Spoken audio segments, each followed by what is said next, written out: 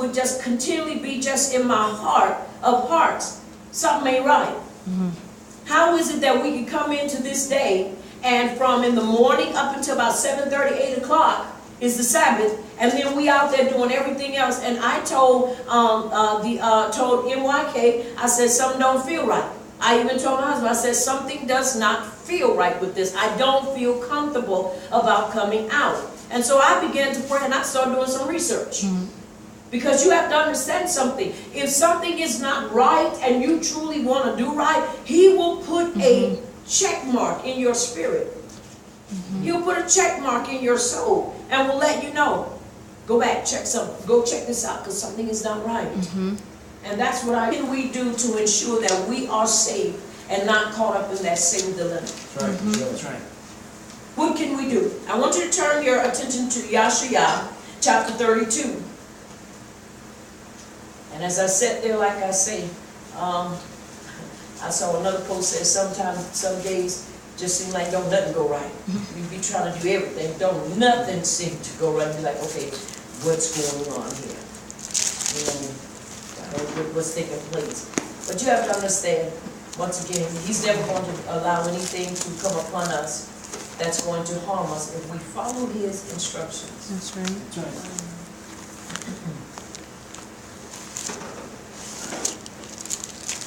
So it's important.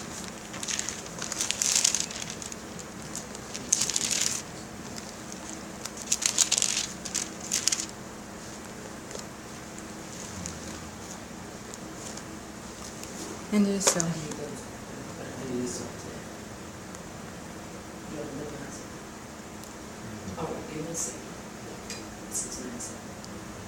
And we're going to read this, and this is to encourage your heart, to help you to understand and to know, regardless of what's taking place,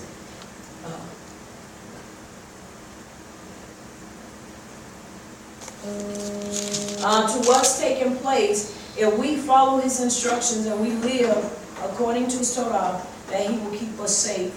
You have to understand, I'm sure all of us have loved ones, and not just our loved ones, but even when we go out, you want to make sure nobody stop you and be done with you. You want to ensure that when you go out, that you're coming back in.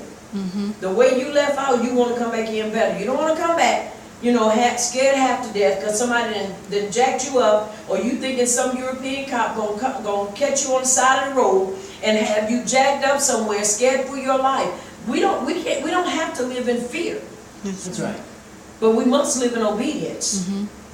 And so it's important that we understand how can we keep ourselves safe. And as I say, I was in the office earlier today, and as I was in there, my heart was kind of heavy. I was looking at stuff and just trying to put in something that would help. I put a few posts up, a few things to encourage, you know, the hearts, and go in and like a few things.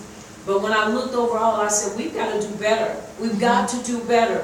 For out of the heart, out of the abundance of the heart, the mouth doth speak. That's right. We've got to be careful what we put in our hearts so that our mouths can speak the right things.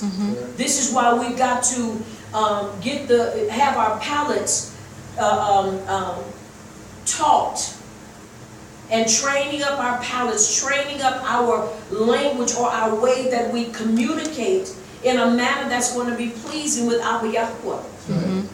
Tehillim 19 and 15 says we want the deliberation of our hearts to be acceptable in His sight.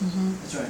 We want our meditation to be right within His sight. And let me tell you something. There are things that can happen and things that do happen all around us that if we're not focused on the Torah, it will cause your mind to begin to wander in places that it should not. That's right. This is why we keep that tight rein on it. The Torah is a chastity belt for our lives. That's right. And it's a chastity belt for our minds, for our mentality. So that we can make sure that we're living right and we're walking upright. Because let me tell you something, this is a race of endurance. That's right. He that endures unto the end, the same shall be saved. That's right. I don't know about you, but I want to be saved in the end, but I want to be saved right now. That's right. I want to maintain my consistency and my walk with Abba YAHUAH. So it's important that we understand. Now watch this, and I know a lot of people say, that's why I'm on it. It doesn't matter if you're on any of the social medias. You still got to have something more to feed your soul so that you still don't be empty and dry like a dry well. That's right. Waiting to be filled by any kind of water.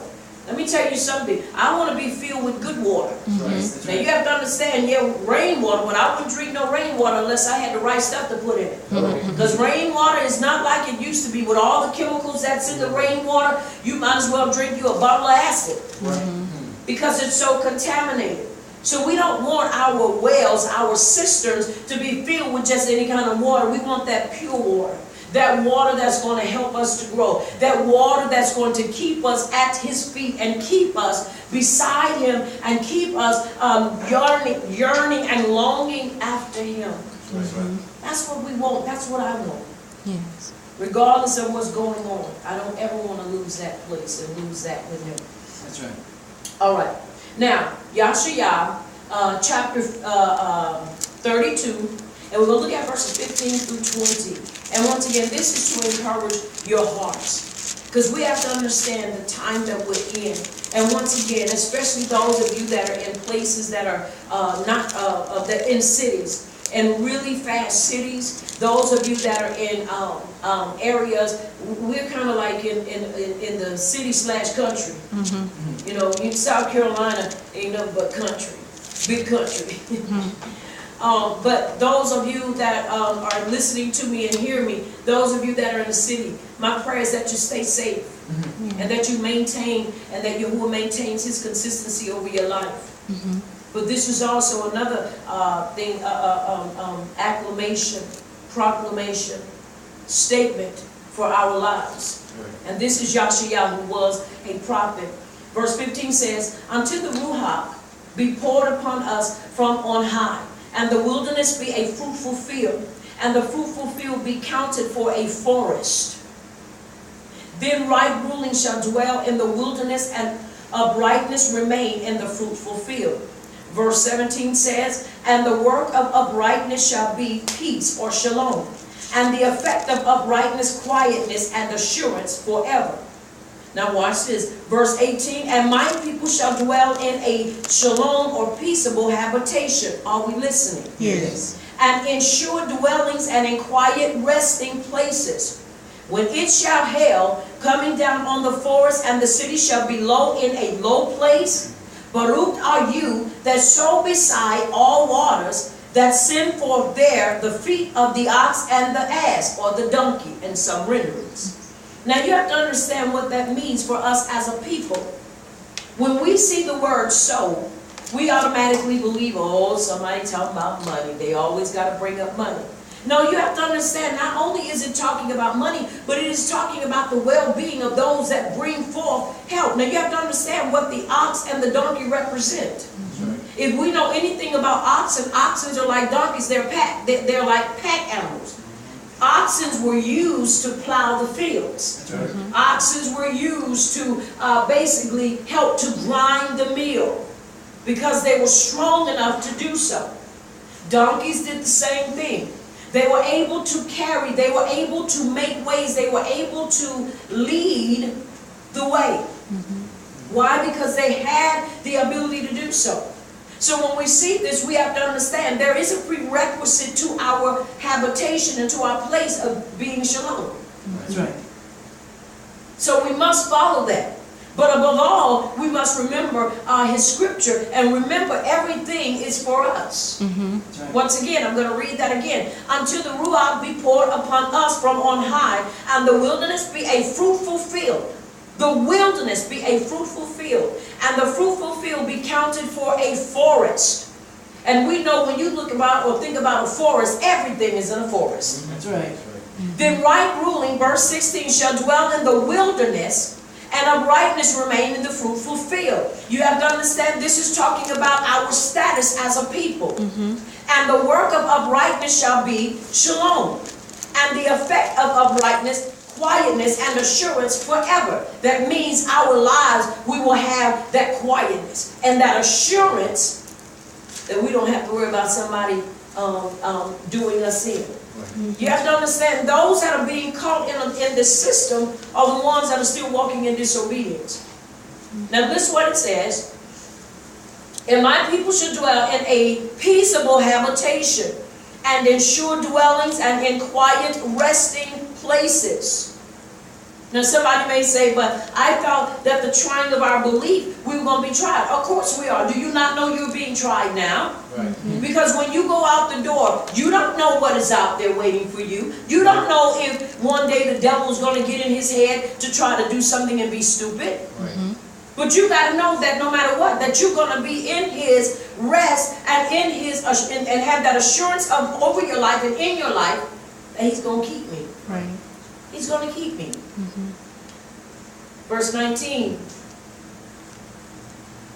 And when it shall hail, coming down on the forest, and the city shall be low in a low place.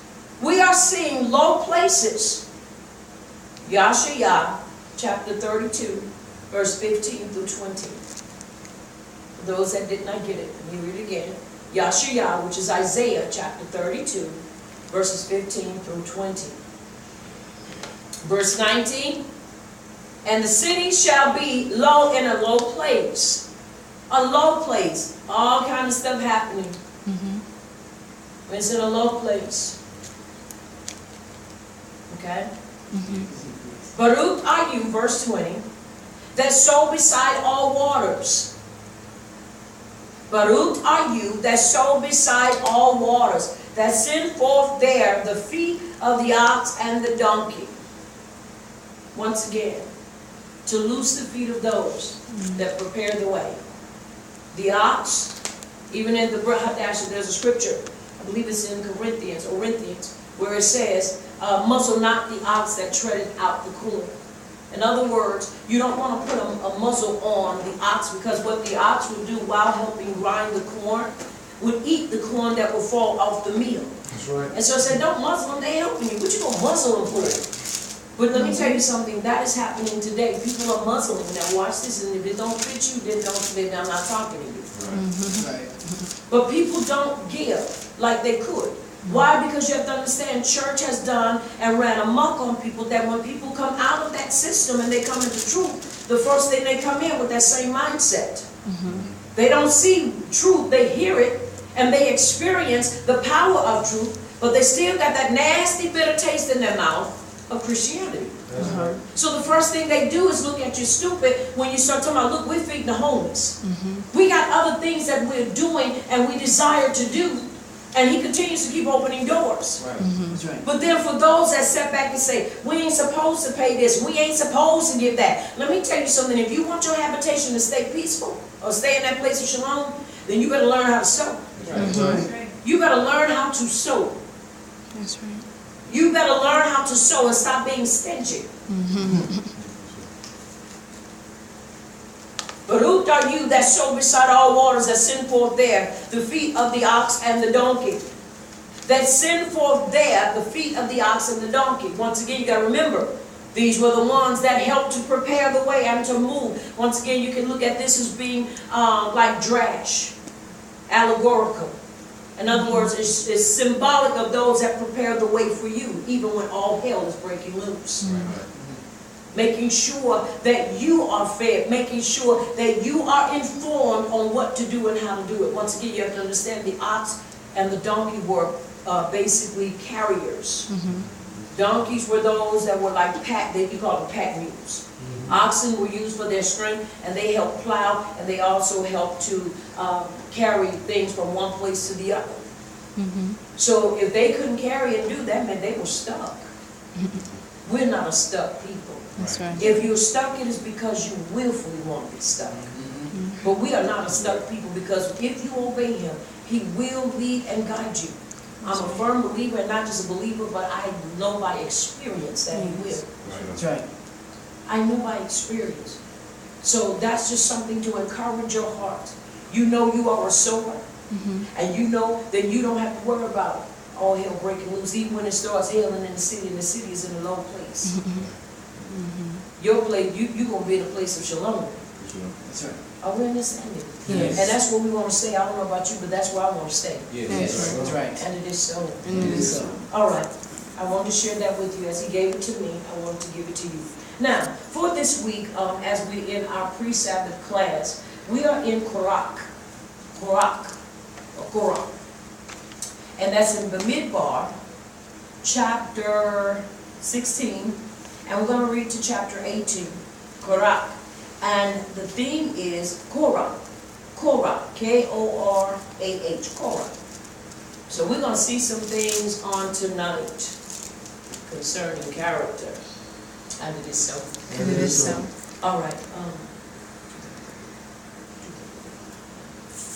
We have it. So I want to stay, visible and put in a encouraging word or something to make my presence known. You have to understand, I'm not, I talk to people because I love communicating, but at the same time, I'm also one that stays to myself. Right. I stay to myself. But I always make myself available, especially to NYK, Team NYK, because that's what I do. All right, let us go to the Midbar, chapter 16. And we're going to start with verse 1. Let us read chapter 16, Midbar.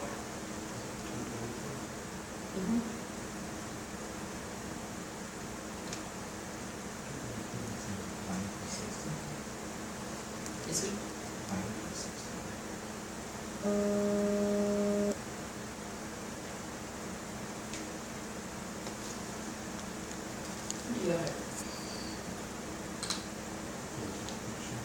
Yeah, chapter 16.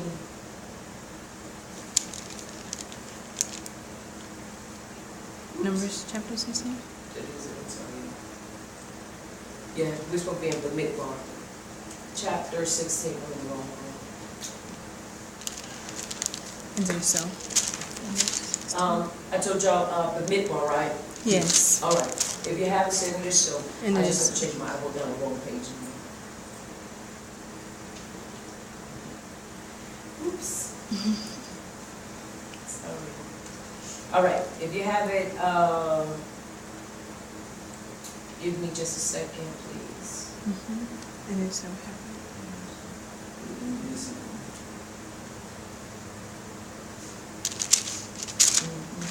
16, yeah. The Midbar, chapter 16, and we're going to read 5 verses.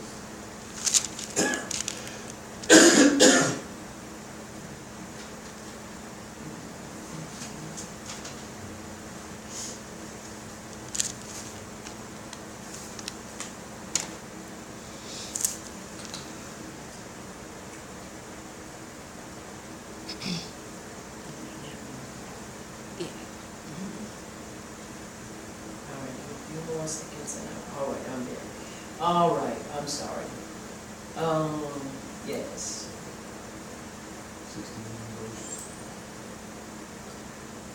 5 verse chapter 1. Chapter 16, starting at verse 1. We'll read 5 verses.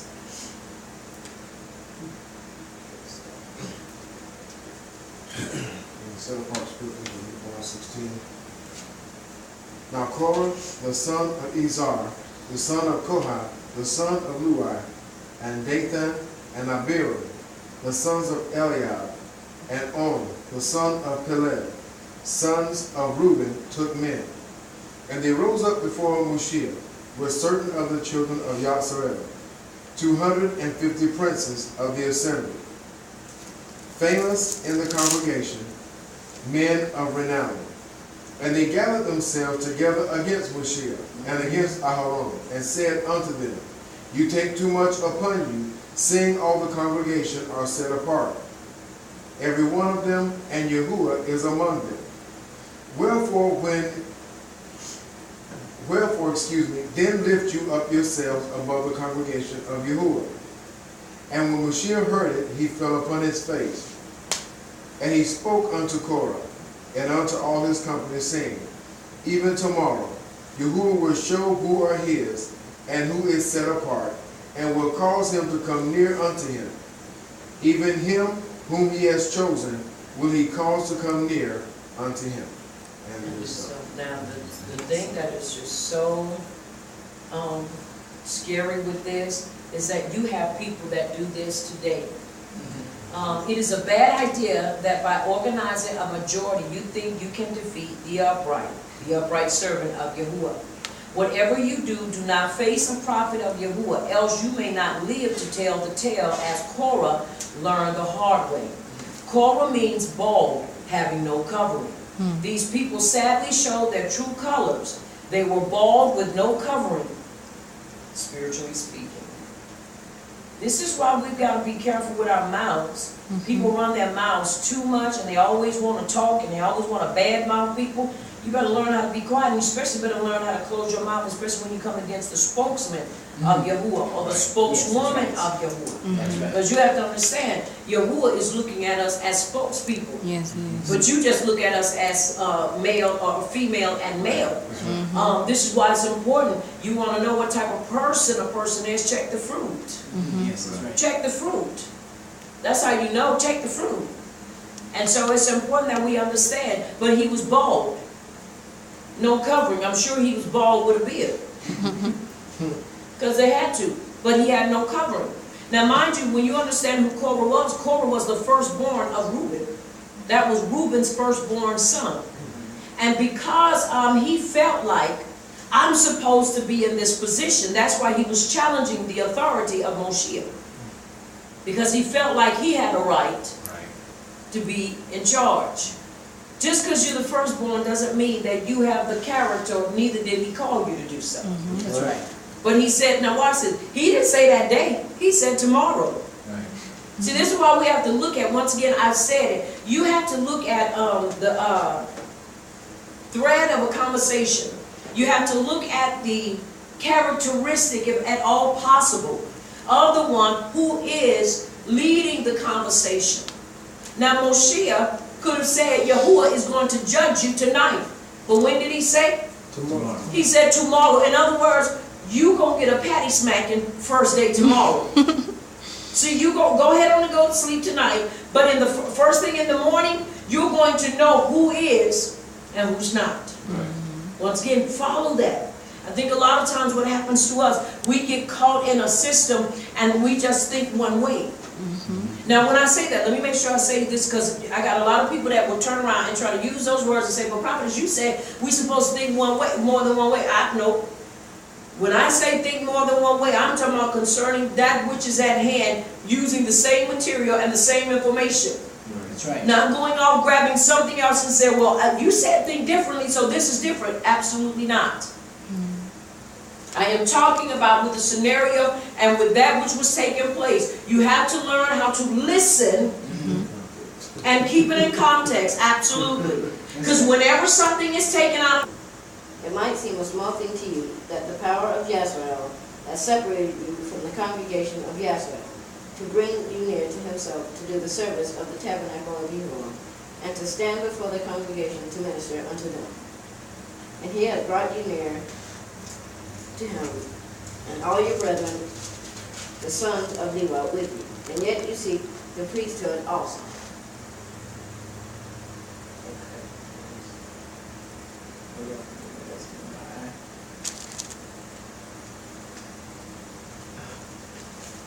all right.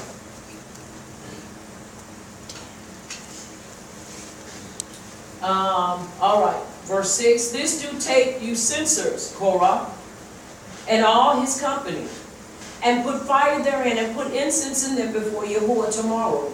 And it shall be that the man whom Yahuwah will choose, he shall be set apart. You take too much upon you, you son of Luai. And Moshe said unto Korah, hear I pray you, you sons of Luai. It might seem a small thing to you that the power of Yisrael has separated you from the congregation of Yisrael, to bring you near to himself to do the service of the tabernacle of Yahuwah, and to stand before the congregation to minister unto him. And he has brought you near to him and all your brethren, the sons of Luai, with you. And yet you seek the priesthood also. In other words, be content with where you are and what he's called you to do. And stop trying to take somebody else's responsibility. Sometimes the bad thing is people ain't doing nothing. They don't want nobody's position, not even their very own. But they wanted the priesthood. They didn't want to do what they were called to do. They didn't want to keep up with the articles of the congregation. They didn't want to do anything keeping with the utensils and those things in the tabernacle. They wanted to be in the priesthood. They were seekers. They were hounds for notoriety. Notoriety hounds. In other words, I want to be seen. I want to be esteemed. I want to be known for somebody important. Do you not know whatever it is you're called to do that you are important? Anything in the service of our Yahuwah is important. That's right. I don't care if you just come and be committed. So, not just your finances, but so your words of encouragement. Yes. So your time. Now, finances do help because it helps us to do more. Right. I'm sure not about to lie about that. I mean, if we could use magical beans, boy, I got a bunch of them. We don't believe in magic, but if I could use beans, boy, beans. But we have to use that which speaks. And it is so. And it is so. But they were not content with what they were called to do. When you're not content to do what you've been put in position by Yahuwah to do, it'll cause you to get into a whole lot of trouble. And they got in trouble because they began to challenge authority that they had no authority and no legitimate reason to do so. Problems come about when people do that. Are we understanding? Yes. All right, come on, let's read. Verse 11. For which cause both of you and all your company are gathered together against Yahuwah. And what is a Haran, that you murmur against him? And Moshe sent to call Dathan, Abiram, and the sons of Eliab, which said, We will not come up. Is it a small thing that you has brought us up out of the land that flows with milk and honey, to kill us in the desert, except you made yourself altogether a prince over us? Moreover, you have not brought us into a land that flows with milk and honey, or given us an inheritance of the fields and vineyards. Will you now put out the eyes of these men? We will not come up. And Moshe was very angry, and said unto Yahuwah, Respect not their offering. I have not taken one ass from them, neither have I hurt one of them. And it is so. Ooh, my. She was hot. But listen what's going on here. We can see some of the same things going on today. In verse 11, once again, we're looking at structure and we're looking at character. We're looking at character. For which cause both you and all your company are gathered together against Yahuwah. And what is Haran that you murmur against him? Now you have to understand, they had basically formed a coup. We coming in and we taking over. Who do you think you are? Now mind you, when we're going to go down a little further, we're going to see what the problem is. Verse 12, And Moshe sent to call Dathan and Abiram, the son of Eliab, which said, We will not come up. Arrogance has taken and gripped the hearts of these men that say, Who are you? Now you think you're a prince over us? Now you have to understand, these are some strong words, very strong words against those or against that one who was leading. Just like people do today. You stand up and give all that Yahuwah gives to you. You give, you pray, you fight through prayers, you fight through a lot of things because you want to ensure that the people of Yah are well fed and that they are given the right stuff.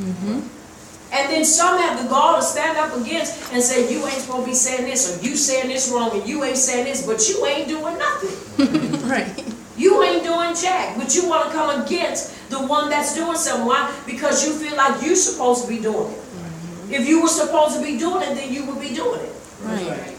Now, once again, you have to understand, we've got to be careful with things like this. Because people love to pull people into stuff. That's what they do. But you have to understand, Moshe was pulling them in because they were supposed to be there. But they were angry too.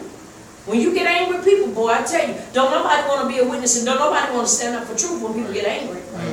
Right. That's why you have to be careful and temper your temper. That's right. Temper your temper. Verse 14. Moreover, you have not brought us into a land that flows with milk and honey. Now, they really putting it on thick. Or given us inheritance of fields and vineyards. Will you now put out the eyes of these men? We will not come up. In other words, like, you're going to challenge them and you haven't even basically given us what you promised us. Now, mind you, they're angry at Moshe, but they're directing their anger and their aggression at Yahuwah. That's right. That's why the scripture says, get angry, but say, now you better watch your mouth. Right. That's right. You better watch how you get angry. We get frustrated because stuff don't move. Yeah, it may not be moving as fast as you want it to move, but guess what? It's moving. Yes. I don't care if it ain't but an inch, maybe a month or 2 days. Whatever it is, accept it and give thanks for it and stay grateful and don't get up there and start being a blabbermouth. Right. Anybody that's ever seen Total Recall, he said, "Jablab, Quaid, jablab." And look what happened because of his mouth. He got in a whole lot of trouble, and watch this, he got a lot of people killed. You have to understand it's not just about you, but it's about the people that are around you, because people listen to what you say. That's right. They listen to your mouth. They listen to what you say when we talk about one another. They hear that. When we always have something negative to say, they hear that. And then we'll turn around and say, what am I come and walk with y'all for? Y'all can't even get along. Right. Y'all can't even come together to have one big thing. And they tell the truth though. Yeah. Why? Because we have too many people that are really not walking in this thing in the manner that they're supposed to. You talk about leadership and you start talking about the first thing folks want to do. Throw all the women to the back. We ain't even on the bus. We on a trailer on the back of the bus. We can't even get on the bus. We on the trailer. Behind the bus. But they're pulling everybody else up along. If you're a man, it doesn't matter what your nationality is. If you're a man, you automatically have a seat on the bus. But if you are a woman, you get a trailer on the back, and then you don't even have a covering for that trailer. Why? Because this is the mentality of the sages and the rabbis that hated and continue to hate women and try to punish us because of what Chava, we know as Eve, did. But you have to understand, Eve was redeemed and restoration was made for her. You know what? It's amazing. But we hear about the life of Adam, but you never hear about the life of Chava. Because at least she did acknowledge that Abba Yahuwah had visited her and given her a son. Whereas you don't hear nothing about Adam, but that he got wickeder. He became worse in his deeds and actions. But you see where she acknowledged Yahuwah, and she gave him thanks for giving her a son. That's right. So I understand you better be careful with your mouth. Yes. But everybody else can have that seat. But watch this. And then when it comes time to gathering in that place, well, y'all go back over there, y'all go do something creative. Y'all go cook, go clean up, or do something, wait for us to come back. And then watch this. And then when the women are not as learned, then they want to start bashing the women. Right. Now they want to start talking about them being unlearned. See, it's amazing how we can do things as a people, and then when people call us on the carpet about it, we get angry. What we want to do better, then we need to do better. We need to change how we do things. Right. It's important that we understand that. And I love my Aki and Akodi. Aki, Akodi, I love them. I love the Emas and the Poppets. But what I do have one thing against them. I have one thing against you. Is you have no real love when it comes down to us as a body. Right. We don't have no love like that. You know why? Because anytime you're willing to cut me down for somebody else, you don't love me.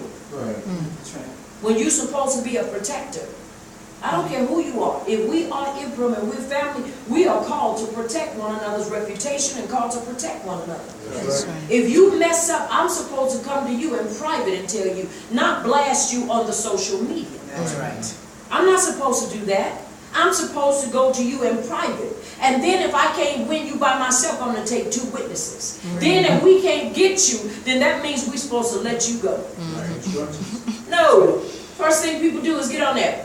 This person is, and they call themselves, and this is what they do. And then you got everybody from all walks of life chiming in, putting their little half a bit in. because you opened the door for them to do so. And let me tell you something, there is nowhere scripturally to back that type of attitude up. That's right. None. None whatsoever.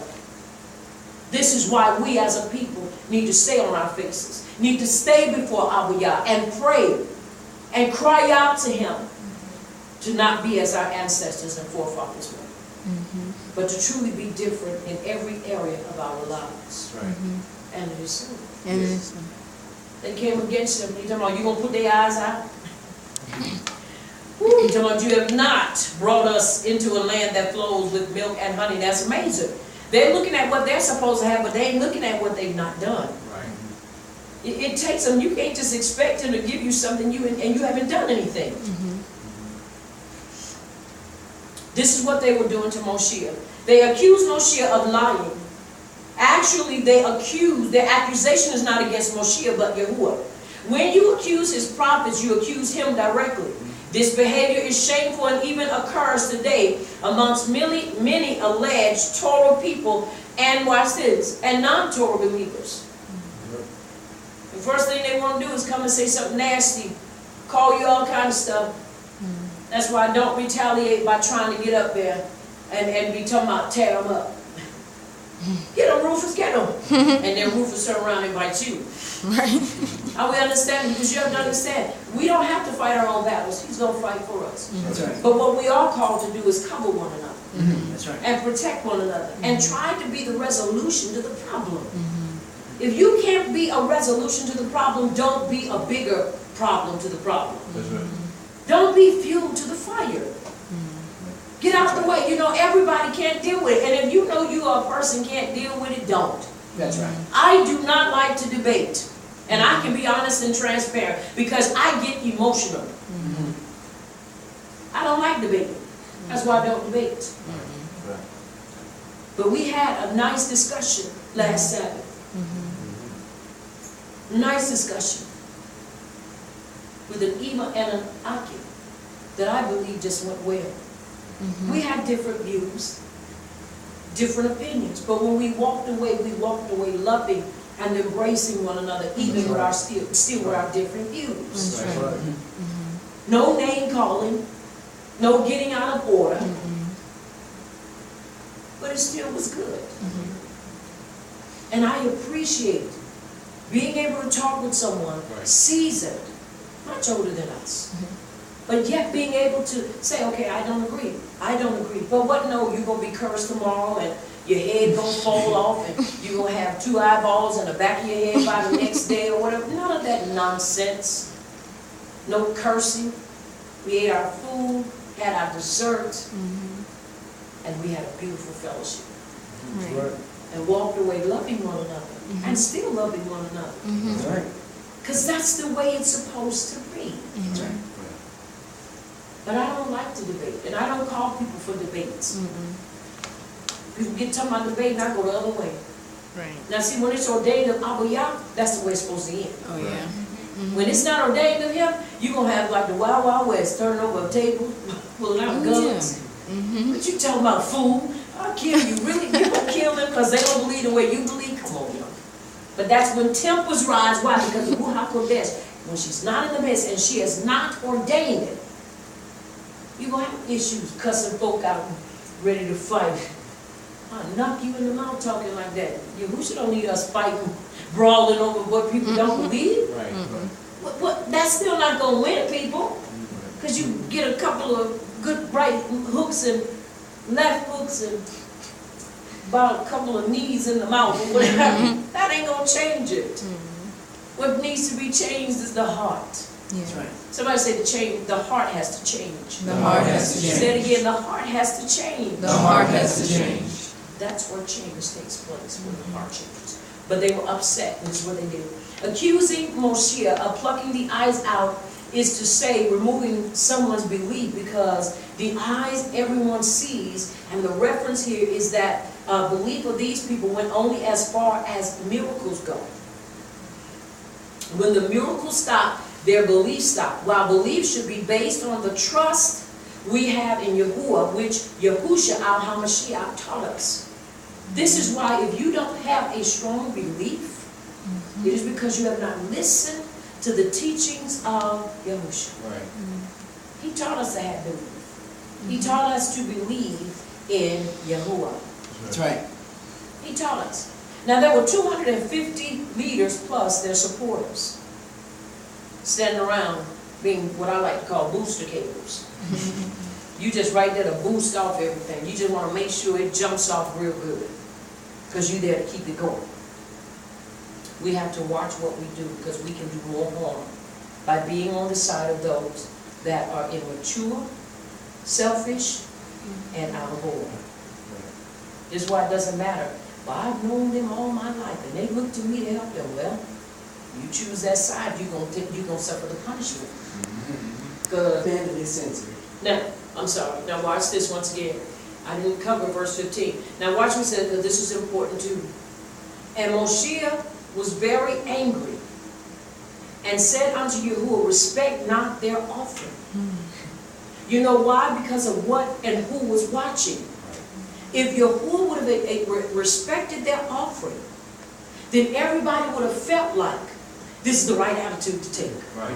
I can do this. It's okay. This is why we have to be careful. This is why when people a lot of times ask, you know, well, will you pray for me? The only thing I can really pray for you is that you walk in truth. Right. Because if I pray and you get what you want, you ain't going to come to the truth because you feel like you're all right. Because he gave you what you wanted. So you have to understand, in the authority that we possess and walk in, we can ask Yahuwah, don't let that be. Because if everybody sees this, then they're going to believe it is all right to rise up and do this and become this and act like this. He said no. And look at why he said it. He said, I have not taken one ass from them, neither have I hurt one of them. Now you have to understand what the ass represented. It ain't talking about people. Are we understanding? Because I know probably a lot of people are thinking that. No, you have to understand they were pack mules. You carried just like camels. You put stuff on them. You carried stuff with them. You couldn't eat them, and you couldn't use anything else but to use them. You know, now they're using for glue and everything else. I'm not sure really what they're using back in that time, but I do know for sure that they were pack mules. You could put stuff on them, and you could use them to carry different things. Are we understanding? Yeah. So he said, I've not taken one thing from them. Not one thing. He said, now watch this, and neither have I hurt them. Right. Neither have I hurt them. In other words, they have no justifiable reason. Are we understanding? Yes. To come against my authority. They have no legal right to come against my authority. Right. The only reason they're doing what they're doing is because they are selfish and immature. And they want something that they're not qualified to walk in. Right. That's right. It's important that we understand that. All right, come on. Read from 17 again. I'm sorry, verse 16. Verse 16. And Moshe said unto Korah, be you and all your company before Yahuwah, you and they and Aharon tomorrow. And take every man his censer and put incense in them. And bring it before Yahuwah, every man in his censer, 250 censers. You also and Aharon, each of you his censer. And they took every man his censer and put fire in them, and laid incense thereon, and stood in the door of the tabernacle of the congregation with Moshe and Aharon. And Korah gathered all the congregation against them unto the door of the tabernacle of the congregation. And the esteem of Yahuwah appeared unto all the congregation. And Yahuwah spoke unto Moshe and Aharon, saying, So now, y'all, let me tell you something. That's why he said, is it a small matter that Yahuwah has called you to be in his presence? While they're thinking, oh, we got this, we got this. I'm going to tell you something, the carnal mind will get you killed. Carnal ways will get you killed and get you outside of the mercy of Abba. Now, let me show you something. That was 250 censers. That's a lot of censers, right? That's a lot of censers. Plus their supporters. So you got to understand that was with their supporters too, so it wasn't just them. And they took every man his censer and put fire in them and laid in. Because we believe that we can say what we want, even if it's somebody that I may not agree with what they say and do, I still don't go and defame them or try to tear up their credibility. Right, that's right. Because they're going to tear it up themselves by their foolishness and their disobedience. Right. By the foolishness. You ain't got to go up there and be telling everybody, follow me. I know. Because you get yourself in trouble. Let me tell you something. When you don't forget the Torah and don't let it depart out of your mouth, but meditate to do and to observe according to all that is written in it, you will make your way prosperous and watch this. You will act wisely. Right. You will remember the statutes, the judgments, and the testimonies of Abba Yahuwah. You won't get out there running your mouth trying to tear up a person and tear up their credibility. Right. Because let me tell you something, people can do that on their own, and Yahuwah, get the name of it. But from the reviews that I've heard, a lot of people are saying that they don't like it and it's a dangerous movie. From the commercials, you can see that it's dangerous. Why? Because I'm sure each one of these women are well qualified, certified, very intelligent and smart. But they just got to have a silly moment. They got to have a moment that they get out there and relax their principles to go and doing stuff that's not and should not be done by women of their caliber and of their character. So you can imagine when you look at some of the stuff that they're doing and some of the stuff they're saying, here it is, these women go and do this. Now mind you, whatever you do outside, when you go home, trust me, it follows you. Don't believe that lie. What happens in Vegas stays in Vegas. Because when you don't believe somebody sees you, and you could be somewhere and somebody could just be doing what they do, putting up feed for their Facebook page or for something else, and guess what? You could be in there doing your do dirty and get caught up in somebody else's Facebook picture or story, and now that story is put up, and out of all their millions of friends, it just so happens that one of your friends is a friend of their friend, a friend of their friend, and they see you doing your do dirty, turn right around, take that same story, now they put it up, now you done been exposed. Shame on you. Shame on you. Now your stuff all out the closet. That's why wherever you go. A pastor said this years ago. Pastor Kalama said this years ago. She said, you have to understand something. What LaDonna can go and do, she can come right back up and be considered a queen, a princess. You do it, you'll be labeled a whore for the rest of your life. You'll be labeled a whore for the rest of your life. We don't believe that, but it is true. Now, by the time that movie is finished, and by the time they finish doing the reviews, I can guarantee you it is going to be so much that comes out of that movie negative. I can only speak on the surface of it. Somebody said, you going to go watch it? It's a possibility. I have to see if I'm allowed to watch that one. Pray about it and then talk to my husband and see. And if I can't, I can't. I just have to go by the reviews. But I can only see it on the surface. But even by the commercials, you can tell the things that are being done. We don't need stuff like that making us look stupid. We don't need stuff like that making us look like we're so desperate. That's what they want to portray, especially in times like this. But I can't tell you from the commercials that I can guarantee you is probably something that is off the wall and ratchet. And all of these women that are on there, from what I've seen, are intelligent young women. Or older, mature women. And I think they're just trying to hold on to their youth. You know, they're just trying to hold on to that. You can hold on to your youth by doing other stuff. Are we understanding? I'm holding on to my youth.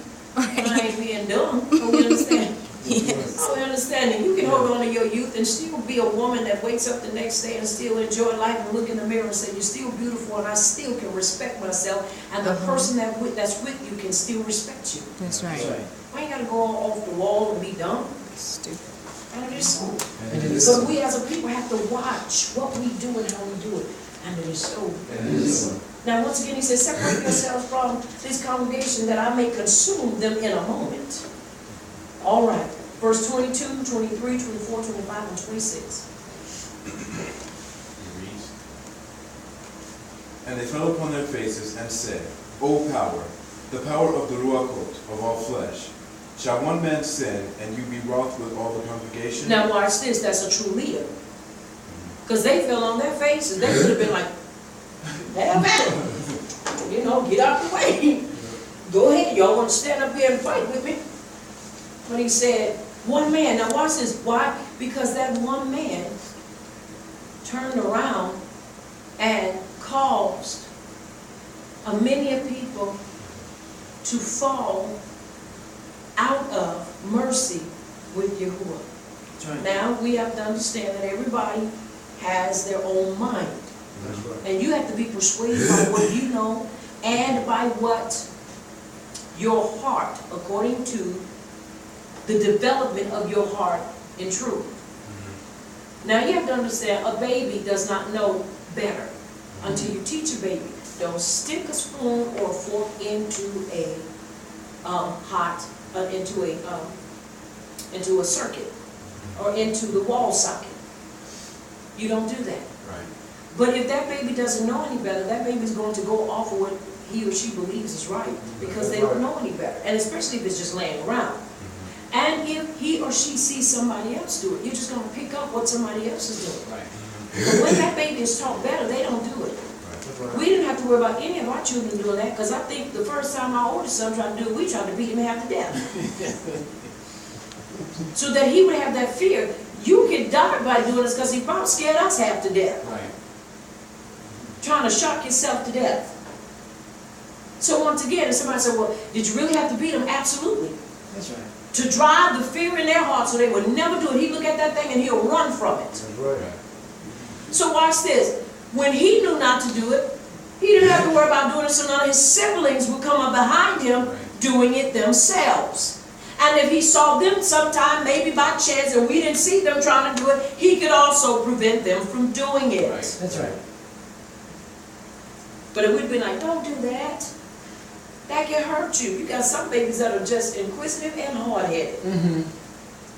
But we didn't have to worry about him doing that. We didn't have to worry about buying the new little plugs everybody be grabbing, sticking them in the wall. You know, have to worry about moving all of our stuff off of the table because they're going to come and tear it up. We didn't have to worry about that. Now, when other little small generations came about, that was different, because I can't raise nobody's children but my own. That's right. Right. You start thinking, get a hold of them. Right. But I didn't have to worry about, you know, well, we put this there, they're going to be messing with it. No, because you know better. You touch it, I'm going to beat you. Right. I'm going to beat you, I'm going to beat you. We're going to make a beat, I'm going to beat you. No. Make a song, we're going to beat you. All right. Now, he said, and will you be wroth with all the congregation? Now, verse 23. And Yahuwah spoke unto Moshe, saying, speak unto the congregation, saying, move away from the tents of Korah, Dathan, and Abiram. Come on, verse 25. And Moshe rose up and went unto Dathan and Abiram, and the elders of Yasharel followed him. 26. And he spoke unto the congregation, saying, depart, I pray you, from the tents of these wicked men, and touch nothing of theirs, lest you be consumed in all their sins. Read verse 27. So they got up from their tents of Korah, Dathan, and Abiram on all sides. And Dathan and Abiram came out and stood in the door of their tents, and their wives and their sons and their little children. All right, 28, 29, 31. See, this is why you have to use wisdom. And let me tell y'all something. The reason why everybody died, even the wives, because when you don't speak up and say when something is wrong, you are just as accountable and bad as the person doing it. That's right. And then sometime it was just going to be you and the whole family died because you were in on it. It's why you can't love a person so much that you can't tell them the truth. That's right. Don't love me into a grave. Love me to life. Right. Don't love me into the judgment of Yahuwah. Love me out of it to where you'll tell me I'm wrong if I'm wrong, because I'm going to sure tell you. That's right. Now, with the understanding of that, I ain't talking about people come around 2 Timothy, Timothy is 2:14, 14 and 2, whatever. You know, the one that everybody likes to love. No, I ain't talking about that, because everybody want to come and throw that. No, I'm talking about doing something that I know I ain't supposed to do. I'm not talking about teaching, because that's what I'm called to do. Right. Right. And to bring our people into a place of understanding. Right. No, I'm talking about other crazy stuff. But they end up dying, all of them, because you have to understand, you got to speak up. All right, come on. 28, 29, 30, 31, 32. And Moshe said, Hereby you shall know that Yahuwah has sent me to do all these works. For I have not done them of mine own mind. If these men die the common death of all men, or if they be visited after the visitation of all men, then Yahuwah has not sent me. Verse 30. But if Yahuwah make a new thing, and the earth opens her mouth and swallows them up, with all that appertain unto them, and they go down quick into Sheol, then you shall understand that these men have provoked Yahuwah. Verse 31. And it came to pass, as he had made an end of speaking all these words, that the ground opened that was under them. He said, now he do a thing that's not usual. That wasn't usual. And all of them dropped down in there. Every last one of them. He said, I didn't call myself to do this. Sometimes men are accused of acting on their own, but really their beliefs should show that they are sin and not acting on their own self-will. Now you have to understand something. It's important that we understand you can't get out there doing it on your own. Now once again he said if this thing happened, now this was opened up unto them. This is what happened to them. And they went down quickly because they had provoked who? Yahuwah. And the ground opened that was under them. And the earth opened her mouth and swallowed them up, and their Beatim, and all the men that pertained unto Korah, and all their goods. That meant everybody that was in that little coup was killed. And everything, none of their stuff was left. There was no reminder of them except for them remembering them in their minds.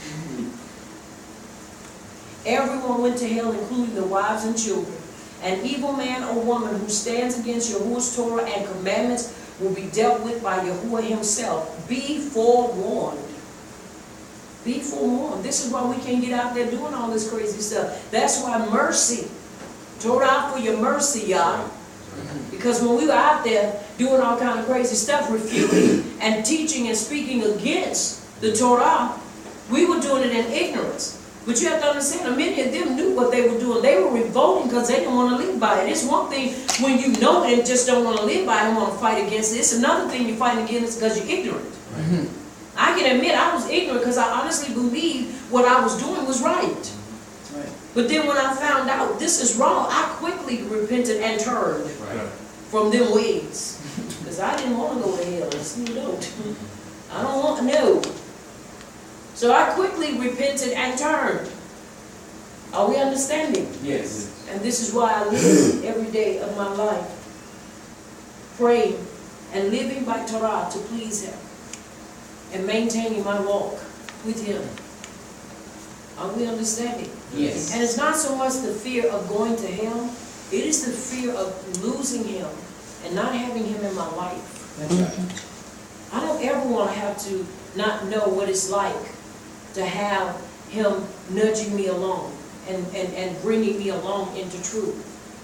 See, because I know what it feels like to be in error, but yet still have Him pushing me in nudging me in the right way, guiding me into the right path, putting me into the right place. Even though I kept trying to go the wrong way, He still kept pushing me. But then there are those that He doesn't even nudge or push, He doesn't block. That's not the life you want. That's not who you want to be. That's right. All their goods, everything was taken away. Come on, verse 33.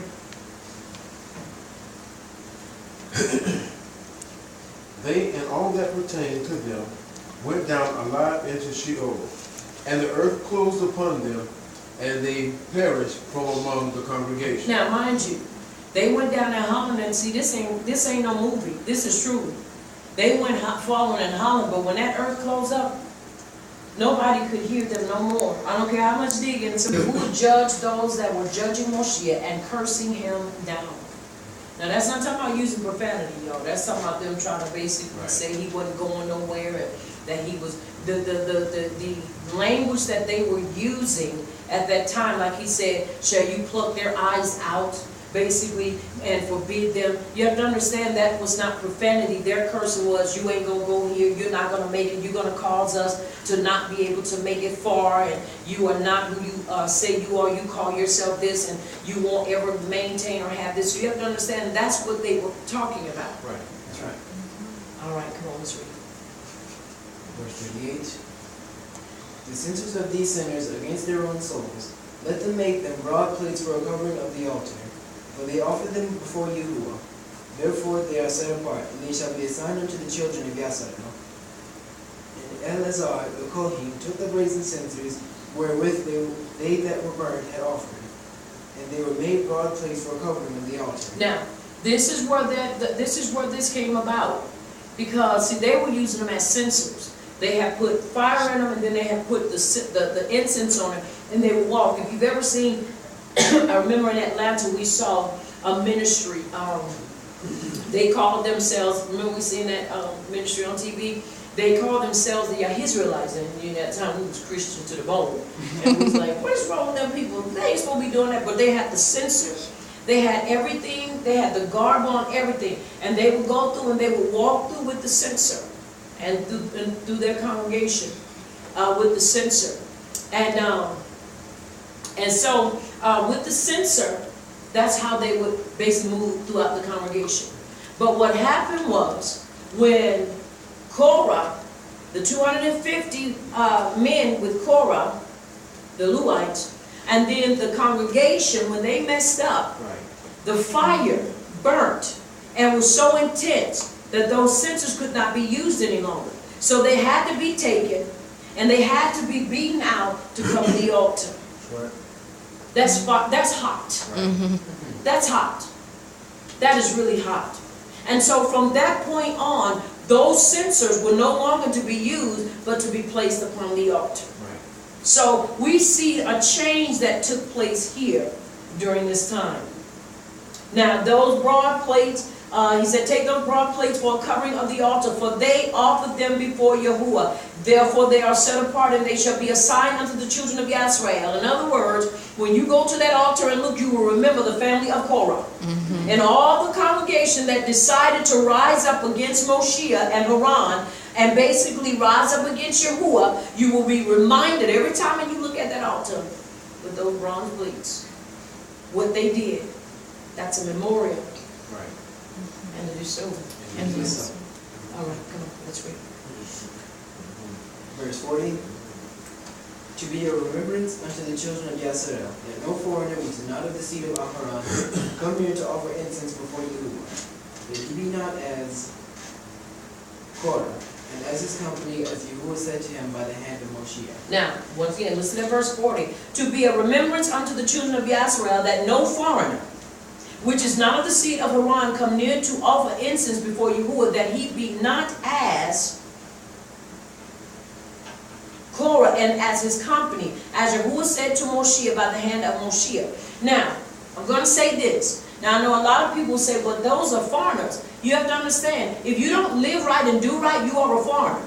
First of all, you have to understand, they were acting as foreigners. They were not acting like the children of Yisrael. So this is why they got burnt up, because they failed to remember and to embrace and hold fast to the statutes, the testimonies, and the judgments of Abba Yahuwah. This is why he said, no foreigner. Once again, look at verse 40. What he brings to show. Now you have to understand, no foreigner was qualified anyway to carry an incense, a censer. To be a remembrance unto the children of Yisrael, that no foreigner which is not of the seed of Haran come near to offer incense before Yahuwah, that he be not as of, or not as, Korah, and as his company, as Moshe said to him by the hand of Moshe, as Yahuwah said to him by the hand of Moshe. I'm sorry. Now, it's important that we understand that this changed the whole structure. Are we understanding? Yes. Foreigner in two ways. Foreigner because you're not of the seed of Haran. Then foreigner in your actions and your ways. Because remember, these they come rising up. Now mind you, once again, Korah was the eldest son of Reuben. And he felt like, I'm supposed to be in this place because I am the eldest. How dare Yahuwah change me and take me out of my rightful place? That's what he basically was saying. And he had no right. But Yahuwah showed him. This is why you have to understand your heart has to be right. That's right. Your heart has to be right. You can't just be doing on any and everything. You gotta be right. And then you gotta be trying to be right and stay right. That's right. Can't be doing all this crazy stuff. Some of the stuff people do something and you're who and you're what? Really. Bald and without a spiritual covering. Pilates, I think that's all that stuff, and walking in command. Something is wrong with that. Because now you're trying to use everything to be the guide and the structure of your life. You cannot. Yes, they found things in Egypt, Mitzrayim. They found different artifacts and different things. But let me tell you something. That's not it. That is not all of who basically you as an Ibram people, as we are. I'm trying to word this right. We understand that there is some of our history tied up into that. Right. We understand that, but at the same time, let me tell you something. Let me help you out. We are Ibram, and we got a little history here too. Right. But this is not our homeland, and this is not our identity. It is what basically we walked into, and some of us were already, our people were already here. But the truth of the matter is, we're Ibram. That's right. And so once again, a lot of people are grabbing onto things and trying to say this is the only way. And when you do that, you are fighting against the one true and living Savior. Right. And when I say Abba Yahuwah, you know I'm talking about Abba Yahuwah. And the reason Yahusha came is to bring restoration to our relationship.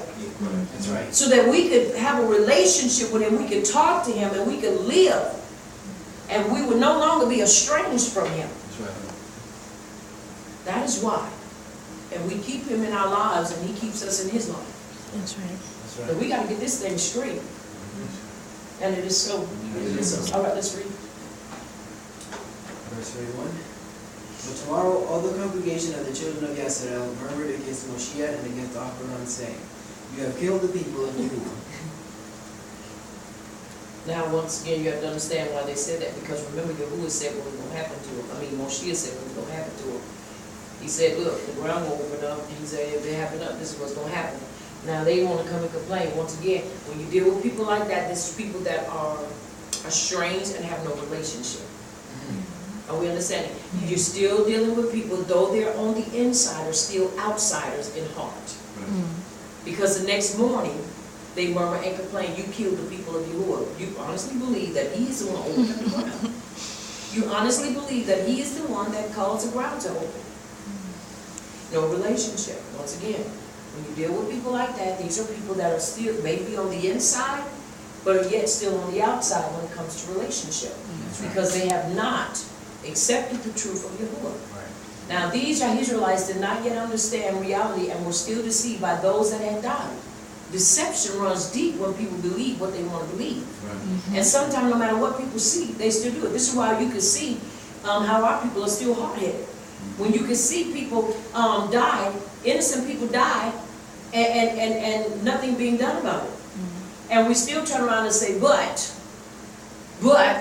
you know, if Yahuwah was for us, why is He letting our people die? You're something, okay, you don't want to be, you know, derogative, and you don't want to be mean to them. But you want to say, have you not read scriptures? Are you still that hard-hearted and still that ignorant concerning what's going on? I was seeing something earlier today on the social media, on Facebook, about the man that died in prison. I don't know when it was, but they basically, they showed the whole thing. Now, mind you, there was a time that these things could not be showed. They were censored. You know why they don't censor it anymore? Because they know we're going to be the main ones that's going to help them push their agenda and their mission. They don't need nobody else. All we got to do is get it, and the first thing we do is just put it out there. But this is the brother that was in jail, and they sprayed him with pepper spray. But before they sprayed him with pepper spray, he was having problems breathing because he had pneumonia. And I'm thinking that man's name, and I think it happened in Texas. Now, I watched the video, y'all. He was standing in the door, and the European cop, and these, that's why you don't need to go to jail. And he was heavy set. And so he was getting ready. He said something to him, so he turned away and walked away. Now, y'all, the force we know was just excessive, and it was just ridiculous. They grabbed the man, they wrestle him, they fight him down till his pants come off. They wrestling him, he's hollering, I cannot breathe, the whole time for however long the clip was, I cannot breathe, I cannot breathe. They take him in, keep his arms tied behind his back, I cannot breathe, I cannot breathe. They take him and they throw him in the shower. He still said, I can't breathe, y'all, I cannot breathe. Then he collapses on the floor. Get him up, get him up. They put him in his cell, put him under the bed and tell him, don't move until we take the cuffs off your hand. The next day, y'all, that man was dead. They said the officer was justified because he basically ran away and was trying to close the door. That's a lie, y'all. Anybody with eyeballs can see that man didn't do nothing but what he told him to do when he told him to walk away from, when he told him to walk away. The reason he was standing there was because he was trying to go into the medical area so that he could get checked because he couldn't breathe. Now I'd have sued them, but guess what? Suing them is not going to bring that man back. That's right. But once again, guess what happens to us? We'll turn right around, watch that, get angry, and say, we ought to do something about this. And then when you tell them what you're supposed to do, they act like you're stupid. Repent, turn to Yah, and let's live for it. Now, but we got to do something else. Really, what else is there to do? The church has prayed, fasted, and marched, and still nothing has happened. And continue to do it. And yet you still want to do what? What results? There will be no results. My heart goes out to that man and his family because he was humiliated. And then they turn around and blatantly lied and said that man pushed the door. That man ain't pushed no door on that man. That man would have grabbed him and was slinging him around. He knew he couldn't fight him because he was sick. But watch this. But we tend to say, well, that's heartless. No, it ain't. It's not heartless. You know what's heartless? When we continue to walk in disobedience. That's right. When we continue to, when we fail to comply with the instructions of our Yahuwah. Because he's the only one that can change this thing. And until he changes it, it will not be changed. Right. Yes, my heart goes out. Yes, it makes you want to jump through there and crack a couple of them upside the head and drag their behinds all through that floor and let them see how it feels. But it still ain't gonna matter. It ain't gonna matter until we change and turn from our wicked ways and repent and accept him, the author and finisher of our belief. It ain't gonna change nothing. Everybody's scared when a European cop get behind them. Everybody's scared to death. Scared somebody gonna pull a gun on them. Scared somebody gonna do something. Scared everywhere you go. And y'all, seriously, it is bad. If you are not in truth and you are not covered, yes, you have everything to be worried about. That's right. Everything. They don't matter who you are. Two young brothers that were in college didn't even look like anything. And let me tell you something, they got this thing now where even if you say something, they feel like you can't say nothing to them. Your constitutional rights. You start thinking, really, what constitutional rights do we really have? If you call yourself black, you have none. You have no constitutional rights. Right. These two brothers who were in college, both of them, one was going for law enforcement and one was going for justice, criminal justice. And they went into this store, go get something to eat. And profiling folk. These European cops profiled our people.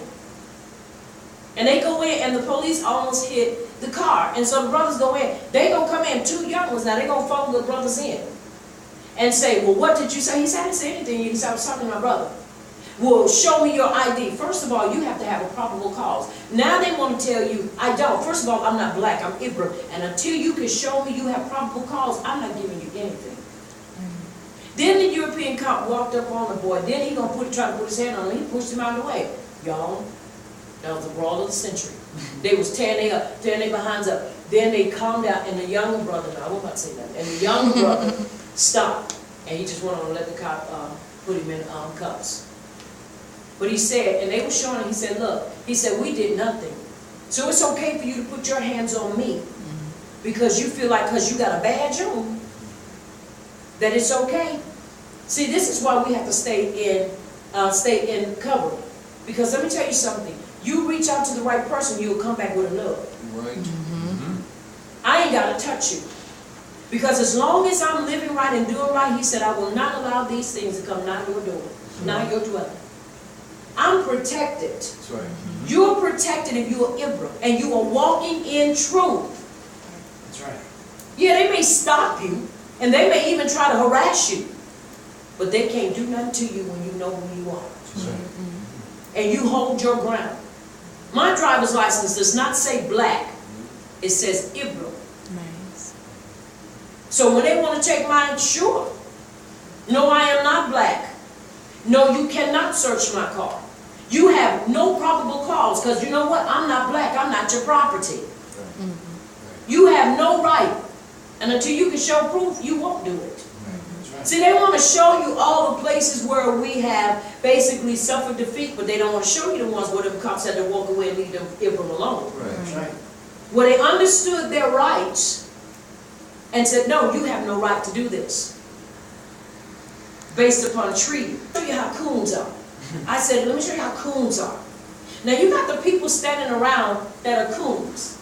And because I would not give them my identification and give them my birthday, they said run out. And I looked and I honestly said, this ain't nothing but a bunch of coons. Y'all ain't nothing but a bunch of coons. I'm not the one that's in the accident. I'm not the one that you go interrogate and get my information. So you can go run my information, which I ain't got nothing on me no way. My stuff is straight, my stuff is clean. But no, I'm not giving you my information. You know why? Because I did that one time. Right. One time I did that. And there was a situation that happened years ago where this, it was a robbery in the store. And my husband was in there buying some dog food. And the man in front of him was robbing the cashier. Now, he really didn't know what was going on because the cashier didn't say anything. Now, my husband at the time said if he'd have known, he'd have hit him in the head with that 20-pound bag of dog food. Now, mind you, the child was born. He probably would have killed him and we would have been trying to get him out of jail for murder. But he said, I'd have knocked him in the head with that dog food. Now, mind you, I'm trying to be the good citizen.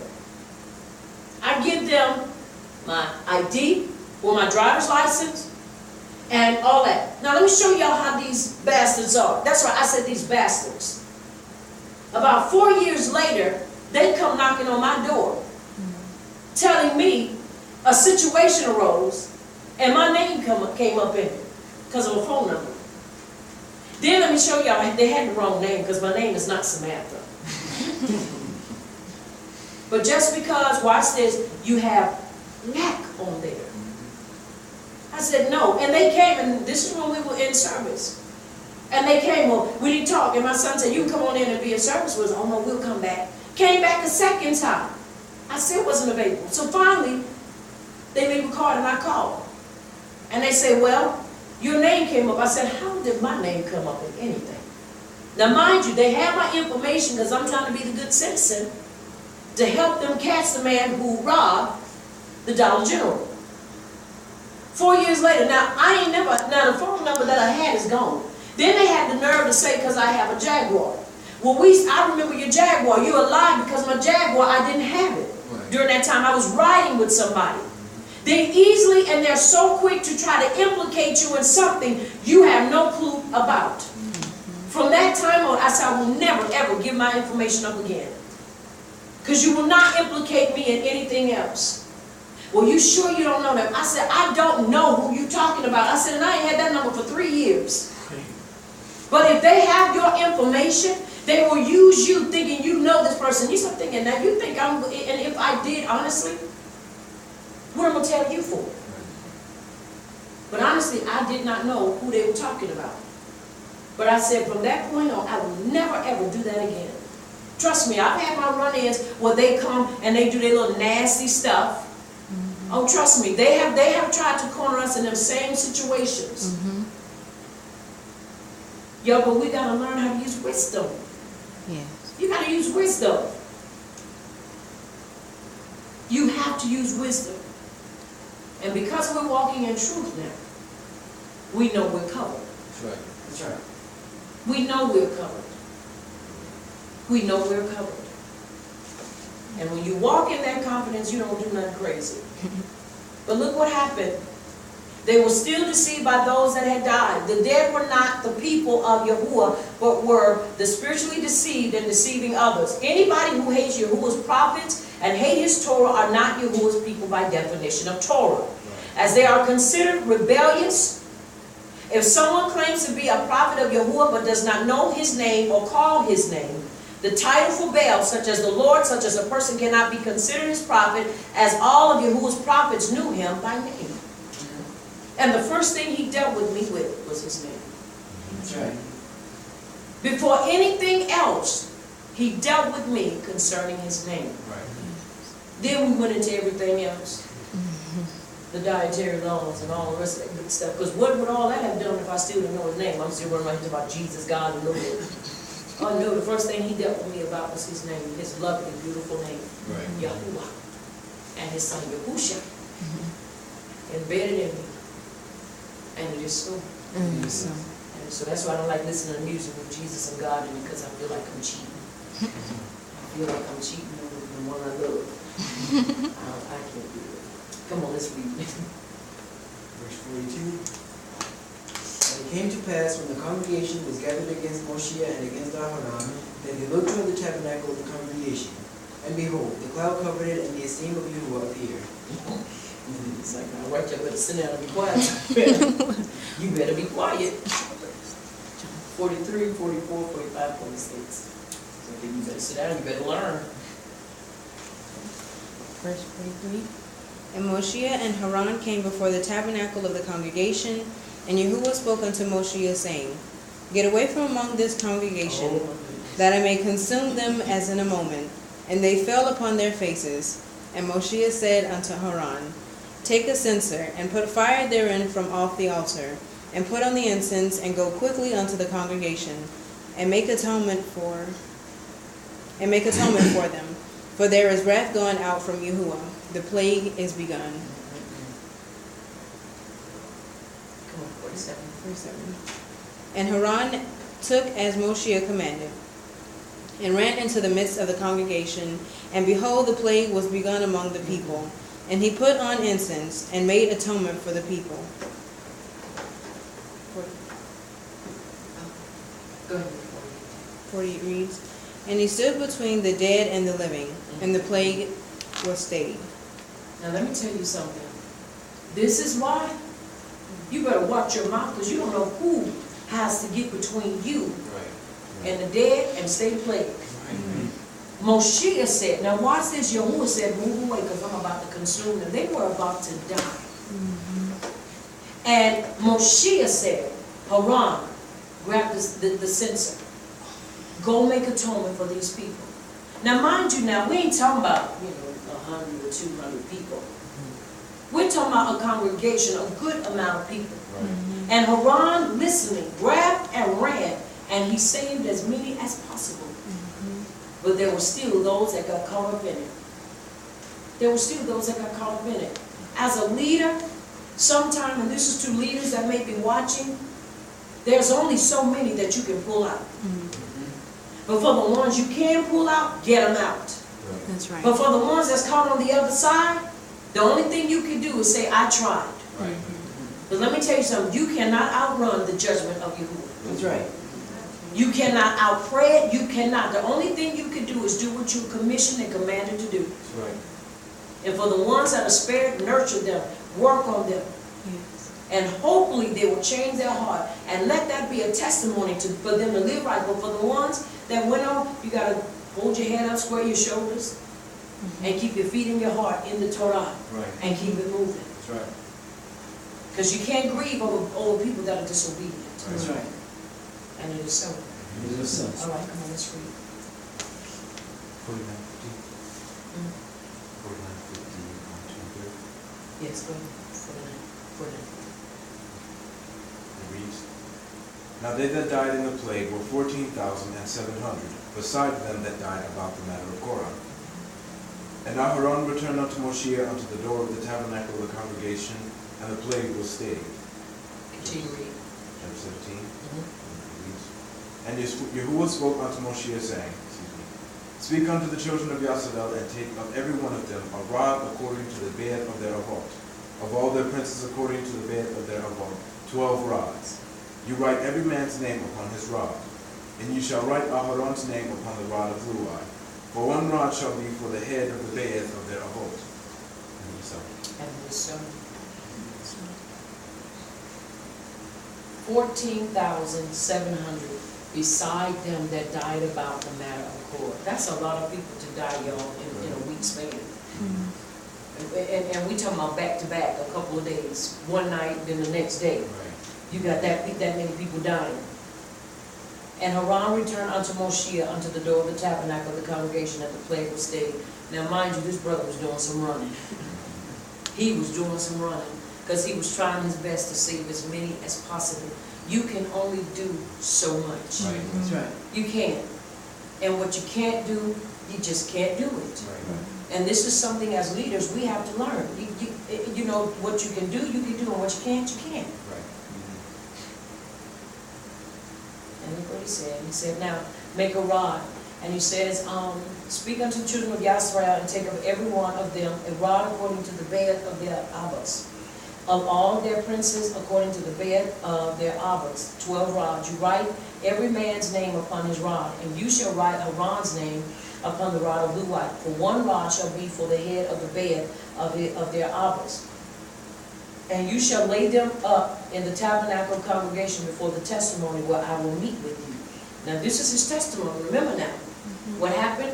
Our ancestors and forefathers forgot his what? His testimonies, his statutes, and his judgments.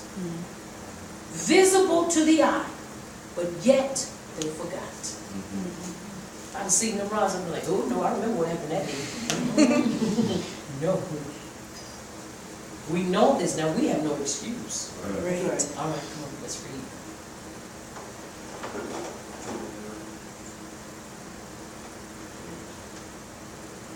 Let's do 4. Verse 4. You shall lay them up in the tabernacle of the congregation before the testimony, where I will meet with you. And it shall come to pass that the man's rod, whom I shall choose, shall blossom, and I will make to cease from me the murmurings of the children of Yasharel, whereby they murmur against you. Now once again, let me show you, this is how you know that Yahuwah is a loving Savior. He said, I'm going to show them. Since they just got to see, I'm going to show them. Because you have to understand, Keelan, would none of us be here if it's compassion. Because there's going to be somebody else dumb that's going to rise up. Because he said, look what he says. He said, whom I shall choose. He said, and it shall come to pass that the man's rod, whom I shall choose, shall blossom, and I will make to cease from me the murmurings of the children of Yasharel, whereby they murmur against you. They were still murmuring. Even after that, they still kept it going. He said to keep from basically killing everybody, let me show these people, because unless I show them, they ain't going to understand. It's almost like giving a person instructions and you got to draw it out for them. You know, you'll stick people in. So people can see. But that's, let me show you, that's love, y'all. That's love. All right, come on, let's read. Verse 6. And Moshe spoke unto the children of Yasharel, and each of their princes gave him a rod, one for each prince, according to... So he showed, once again, it blossomed. And almonds are a delicacy, and they are good for you. Good health, good and healthy for you. I love almond milk. That's the milk I drink. You have to get beyond the word or term milk. Right? Thinking of almond giving milk, and seeds giving milk. But almonds are very good for you. Very healthy, a good source of nutrition. I think they give iron and all that stuff. Helps with your calcium. They're really good. So they are basically good all the way around. And it is so. All right, come on, let's read, please. All right, verse 9 says, and Moshe brought out all the rods from before Yahuwah unto all the children of Yasharel, and they looked, and every man took his rod. And Yahuwah said unto Moshe, bring Aaron's rod again before the testimony, to be kept for a sign against the rebels, and that you shall put away their murmurings from me, that they do not die. Now, once again, he took one from each house. There's how many tribes? Tribes. 12 tribes. I'm talking like Tweety Bird. 12 tribes. So each one, when they took that rod and showed it to all those that were in their houses, there could be no more murmuring and complaining. Are we understanding? Yes. So this is what closed some of their mouths to a degree, because they had to see it for themselves. Once again, you have to see the love that Yahuwah is showing to us as people. He said that they do not die. Once again, the whole thing was to preserve life. It wasn't to kill everybody, but to preserve life. And so you have to understand Yahuwah is a loving Savior. And if he wanted to, he could have killed everybody and started over. Right. But he allowed what Haran done through the command of Moshe to stop the plague. And then turn around. That there are things that can be done differently, he does.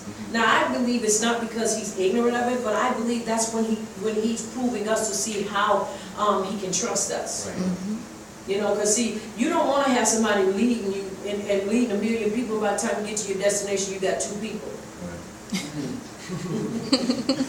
Did you hear what I said? You don't want to have somebody leading to 1 million people, and by the time you get to your destination, you down to 2. Because you ain't trying to save nobody but yourself, which makes 3. Right. So you got to have somebody that's going to be temperate and that says, can we do it this way? Can we please do it this way? Can we look at this thing again? And then watch this provoke his heart to find another way to keep from killing them all off. Maybe not in the same setting, but you know, at least give them a little more time, maybe a year or 2 before they go to Chop Chop or Death Valley. You know, so once again, let's see his character.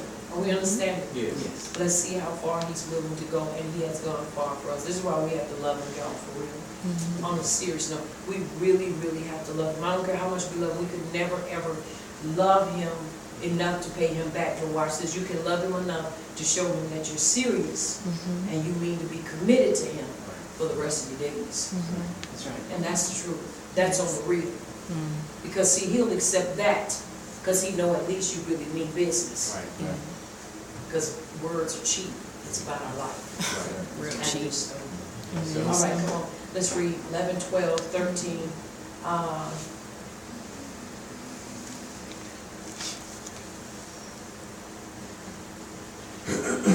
got it? Start at 11. And Moshe did so, as Yahuwah commanded him, so did he.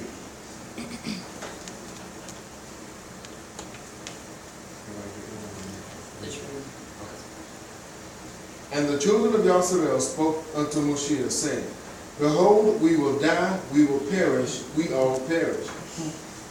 Whosoever comes anywhere near the tabernacle of Yahuwah shall die. Shall we be consumed with death? Now once again, remember now when Yahuwah said, he said, let me do this so these folk won't die. Now watch this. Now they open themselves up to fear. We're going to die, but understand, don't dismiss the reason and try to put fear in them. See, they were trying to dismiss the reason why the people died. No, they died because of their what? Disobedience. Right. We don't have to fear appearing before Yahuwah when we know it's about doing what is right. This is why we have to be covered under the blood of Yahushua. This is why we need the blood. This is why we need the blood of Yahushua. You know something about blood, you know, and when you deal with, and I'm saying this, if you get cut, or you deal with something, or you know how, you know, when people butcher something about blood, and I'm not here to gross anybody out, but this is a fact, y'all. Blood stains your life, it doesn't wash it. No. That's right. So, you know, when Christianity came up with what can wash away my sins, nothing but the blood of who? You see what I'm saying? Blood does not wash anything away. It covers it. It stains it. If you ever get cut, really, if you ever get cut, and I'm not talking about a little bit of blood, I'm talking about enough of blood, you will see that blood stains, and it's hard to get out. You got to really get soap, warm soap and water. That's why if blood ever gets on your clothes, it stains your clothes, and you can't what? You can't wash it off. It stains it. And Yahuwah was ministering to me about that. Because for so long, I would even say that it washes away. It doesn't wash away your sins. It stains and covers them with the blood of Yahuwah. Through Yahusha, with the blood of Yahusha. Are we understanding? Yes. See, because if it could wash away, then it could be washed away. It can't be washed away. Blood stains. And it stains and covers our sins. So when Yahuwah looks at our lives, guess what he sees? He sees the blood of Yahusha. Are the sins, are the stains of the sins still there in our lives? Yeah, they're still there. Now I know people disagree with me, but they are there. Because blood does not wash away anything.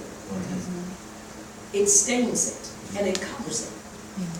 So our sins, those sins we committed, are covered. And they're stained by the blood of Yahusha. Now watch this. Yahuwah doesn't see them because he sees the what? The blood of Yahusha. That's powerful. That's powerful. So it's important for us to understand and remember that. All right.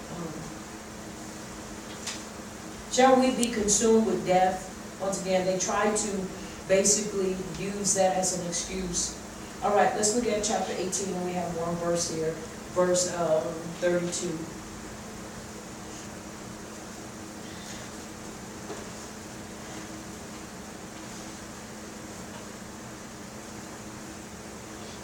Are we understanding tonight? Yes.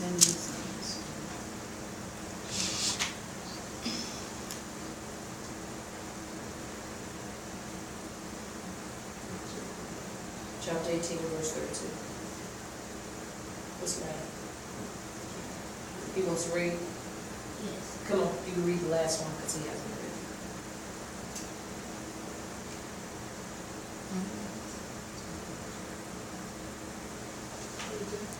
Verse 32. Right there, John, read. Be good and loud for me. And you shall bear no sin by reason of it. When you have heaved from it the best of it, neither shall you pollute the set apart things of the children of Israel, lest you die. And it is so. And you shall bear no sin by reason of it. When you have heaped from it the best of it, neither shall you pollute the set apart things of the children of Israel, lest you die. This is why it's important. We don't pollute, we don't do anything outside truth. And you have to understand, this is why do not add. Do not add to the things of our Yahuwah. His instructions, the Torah, is right all by itself. Yes. And when I say Torah, understand I'm talking about the Torah, the HaTorah, and the Brit Hadash. Yes. The writings and the prophets. It's all the Torah. Because without the Torah, there would be no Brit Hadash. Because everything they did was based upon the Torah. That's right. And you cannot add and take away. This is why you cannot try to engage in a whole lot of stuff. You know, I believe in meditating, but I believe there's a right way to meditate. When I meditate upon the things of our Yahuwah. Right. I meditate upon the Torah, as it says. Meditate on it day and night, that we may observe to do according to what all that is written in it. That means if I ain't looking at it on here, I'm looking at it somewhere. But I ain't meditating just sitting down in a lotus position with my hands like this, sitting up there with my mind blank, because I'm trying to keep blank. No, baby, you trying to keep it filled with the Torah. You trying to keep it filled. Right. Because a blank mind is a very dangerous mind, believe that or not. That's right. That's dangerous when you have a blank mind. Yes. Because now anything is subject to come in and take over. But he gave us what we're to do in order to be prosperous and act wisely. And that's to meditate upon the Torah. And when we meditate upon the Torah, we will act wisely, y'all. I'm telling you. It's like, you know, have y'all ever seen rodeos and how them cowboys, the real cowboys, rustle them cows down? run, jump up for that, wrap them up real good. That's what the Torah does for your mind, and that's for your life. When you about to get out there and do something crazy, the Torah takes it, grab your legs up and throw you down real good, in a good way, keep you from hurting yourself and hurting anybody else. But I appreciate the Torah for the power that it holds, or for that what it holds in my life. Learning truth. So it's important that we understand that. It's truly important with that. And with that being said, I want to say once again, Torah YAHUAH for what you've given unto us, what you have shown us tonight in our pre-Sabbath class. We appreciate him for all that he's doing, all that he's done, and all that he's yet going to do. Now, normally on the pre-Sabbath class, I don't ask, are there any questions? But tonight, I just wanted to see if there were any questions or any comments before we close out on tonight. That from beginning to end has always been so amazingly powerful and empowering to, I'm pretty sure to all of us, but I can only speak for myself. So it's such an amazing impartation unto me. Even earlier when you were talking about how it is that many of our people are still yet being oppressed, and how it seems that we have to do something about it. A lot of people ask, how much longer are we going to be put through this? Right. But the thing that's really been, the real question that needs to be asked is how much longer are we going to put Yahuwah through this? Because Exactly. believe it or not, Yahuwah actually feels, and to have the one that was meant to be in covenant with you, your bride being put out there, is only under such pressure because you refuse to come back.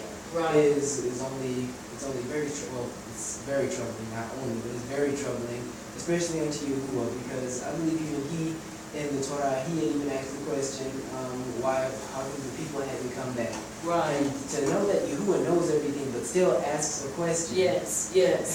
You wonder that, you wonder, but you understand that Yahuwah has character. Yes, he does. He isn't just he isn't Pooh in the sky like how we see God to be, but that Yahuwah is, he has his own personality, he has his own character and his own way of action.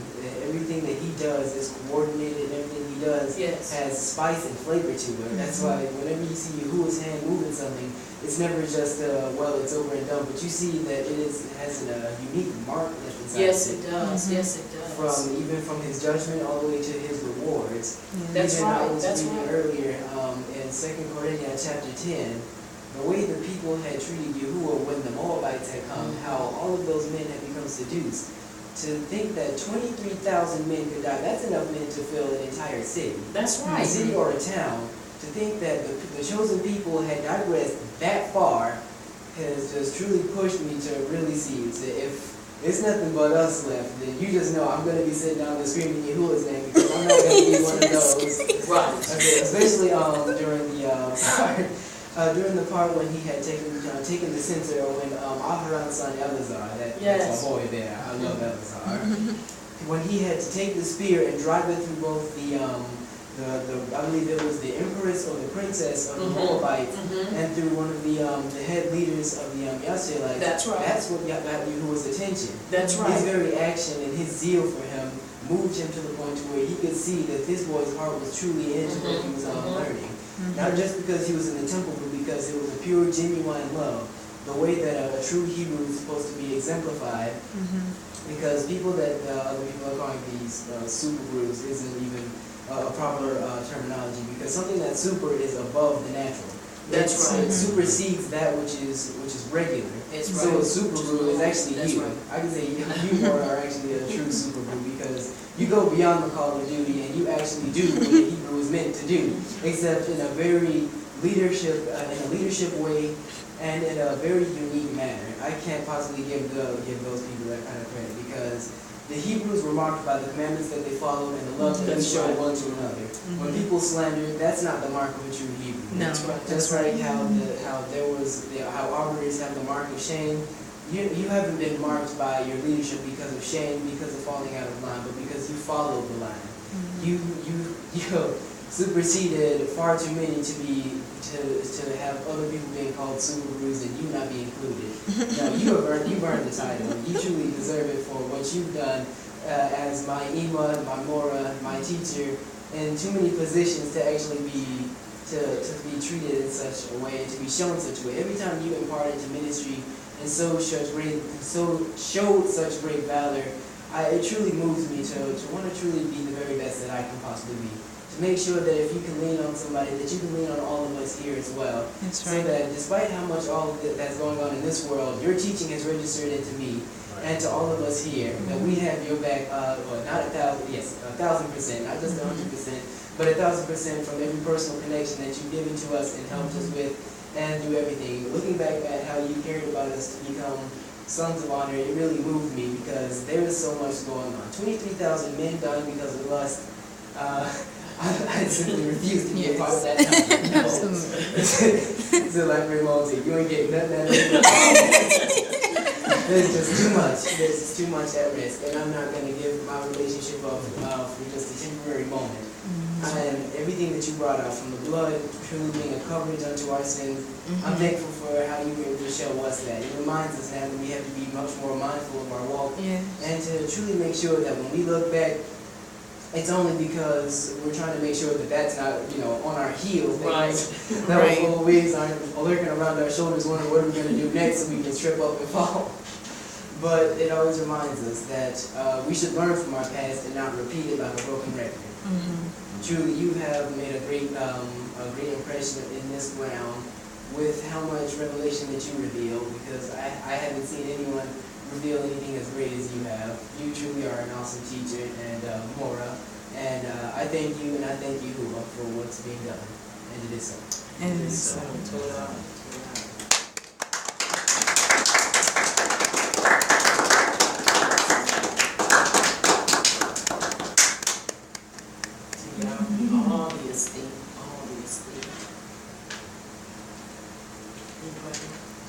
Not over here, but I want to say Toda, Laura, for the presentation.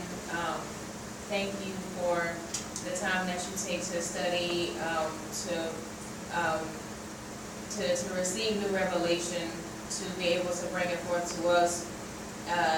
Even though we've already read through this portion of scripture, time before, it's like it's never the same way. It's like playing through a game, but like you always notice something new. Like there's always some new detail that you end up finding out and seeing.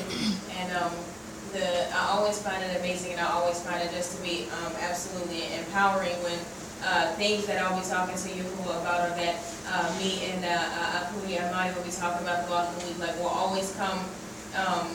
And we'll always come for Sabbath rest and end up talking about that same thing, like how Aki Jonathan brought up about the Moabite and the son of Yisrael, how basically they was committing that act of just disgustingness in front of everybody, and and the son of the Levite, he basically was like, well, I'm going to take matters into my hands, and he was like, I'm going to show. Like not in front of YAHUAH, like not in front of my Abbas, I'm not going to allow this to happen. Just like each time I get to read through the history of our people and see all the foolishness that they do, it's like to see how strongly it's trickled down now. It's like it just allows me to love YAHUAH that much more, just to see like that he is a beautifully merciful Abba, and it's like he doesn't have to be this merciful, it's like, but he is, and that he didn't take out his anger or take out all of the foolishness of our forefathers. He didn't take that out on all of us. And times like this, it makes me love him so much more, and make me want to get closer to him. Not because I'm afraid that I'll end up getting caught in the flames, like the others that's not doing right. But it's like I don't want to wrong you and hurt our YAHUAH like our people have done for so long. It's like, I mean, you see why. It's like it seems like when they were innocent lives and got caught in the flames. It's like no, they were not innocent. If they were innocent, it's like they would have got caught in that, because YAHUAH does not make accidents. He does not make mistakes. That's right. And to look and see even in the stuff that happens now, I mean, it's like, it troubles my heart. But it's like, and you look again, and it's like, the lives that have been taken, it's like they're not innocent, because this is all in scripture.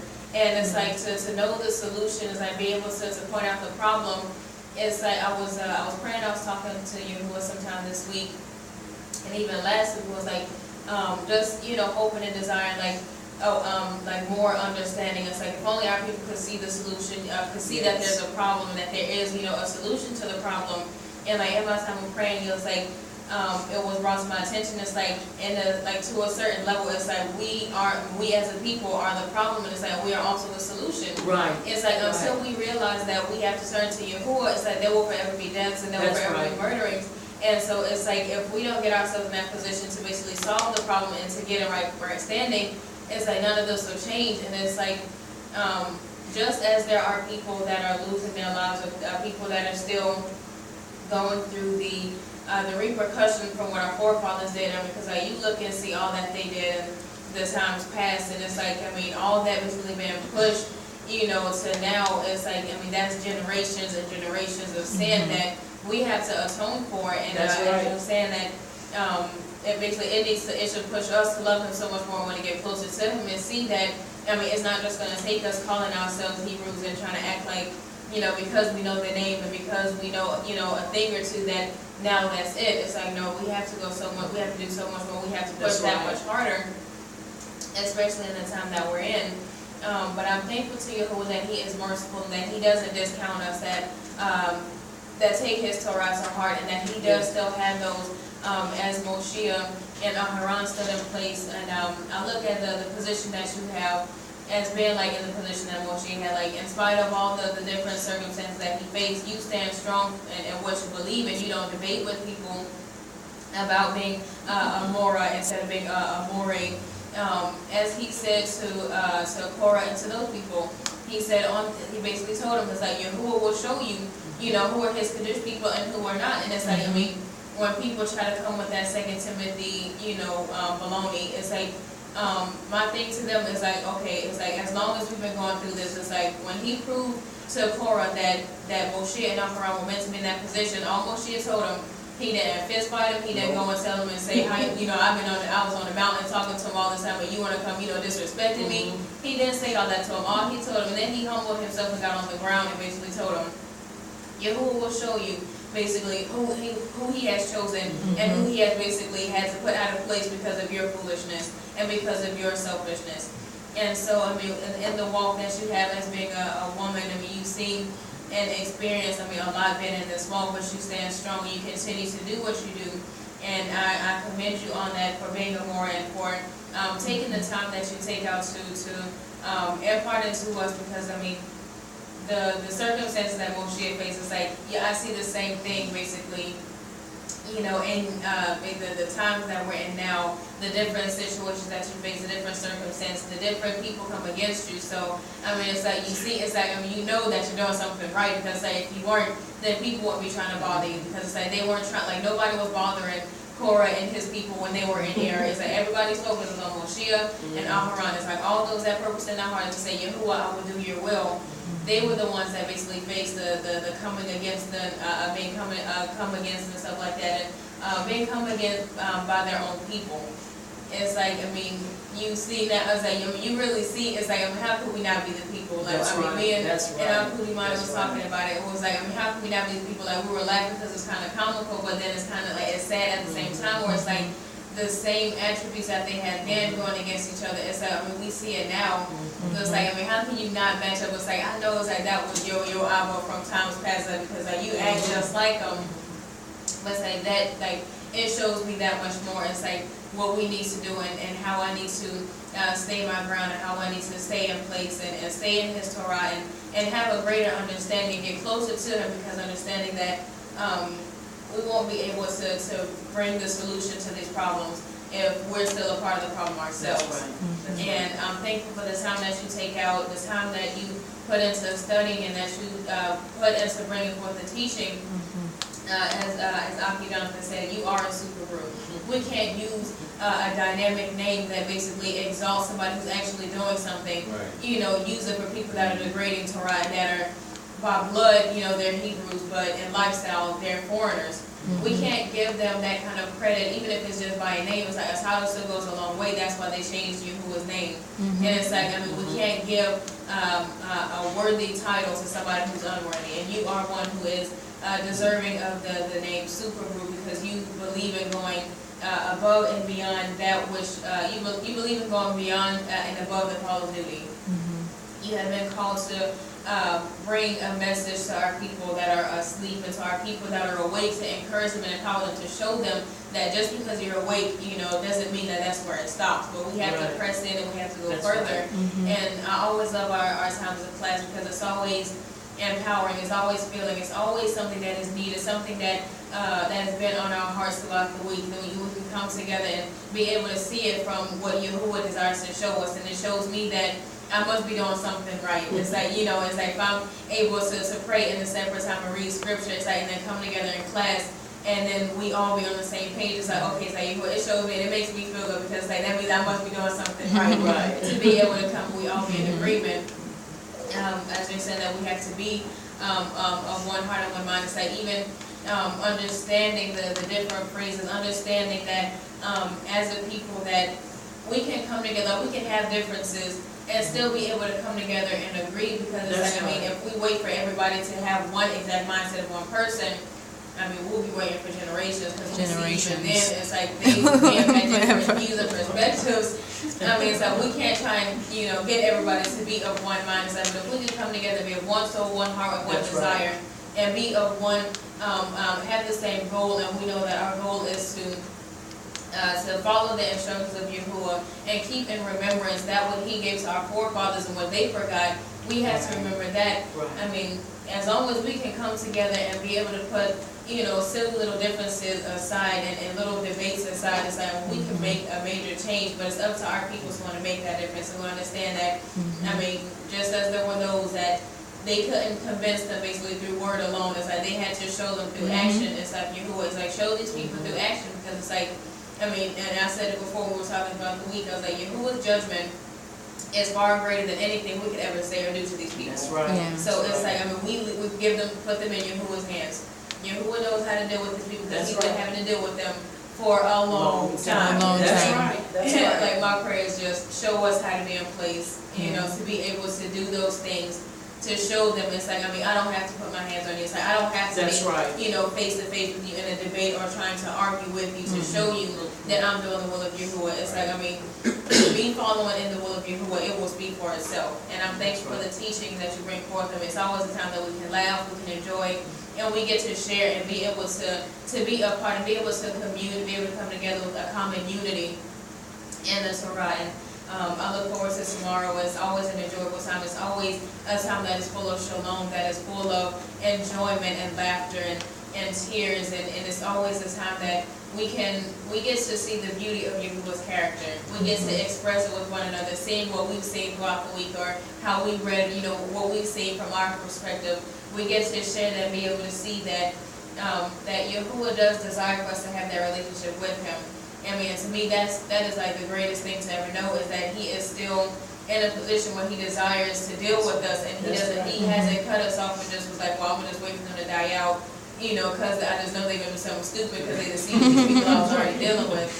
I'm glad that He is merciful, that He doesn't look at us as being the same as our fathers and our mothers and at the times of old, but He has been merciful and given us chance after chance, and knowing that He kept us for a time such as this. I'm not going to take advantage of this time and feel like, well, I haven't gotten in trouble yet, so I'm just going to, dilly-dab and do stupid stuff until it seems like it's almost time. But it's like, no, it should push us to live the best lives that we can for Him, and to live responsibly as Torah-abiding citizens, and not being foolish in the lifestyle that we're living. So I'm grateful for this time, because it's always much needed. It's always beautiful and empowering, and it is always I'm always moved by it, because I've been able to sit under your teaching and been able to sit under someone who is zealous for Yahuwah and for His Torah, and who has always been zealous and wanting to basically tell people to live right. You did not stop and you did not basically cut it off and redirect it and use anger instead of compassion, but you are a stern teacher who believes in sharing something. You believe in telling people if that's wrong, that's wrong. If that's right, that's right. And I'm thankful for that, and that you believe in and keeping and pressing it upon us to do what needs to be done and being that example that is needed. Because there are, we need leaders. We need more leader examples like you. I'm not trying to take away from those that are out there doing it, but until I can see someone be able to use them as references, I have a more right before me now that I can use. And I'm thankful for that. So Torah Mora and Torah Yahuwah, and it is so. And it is so. Torah.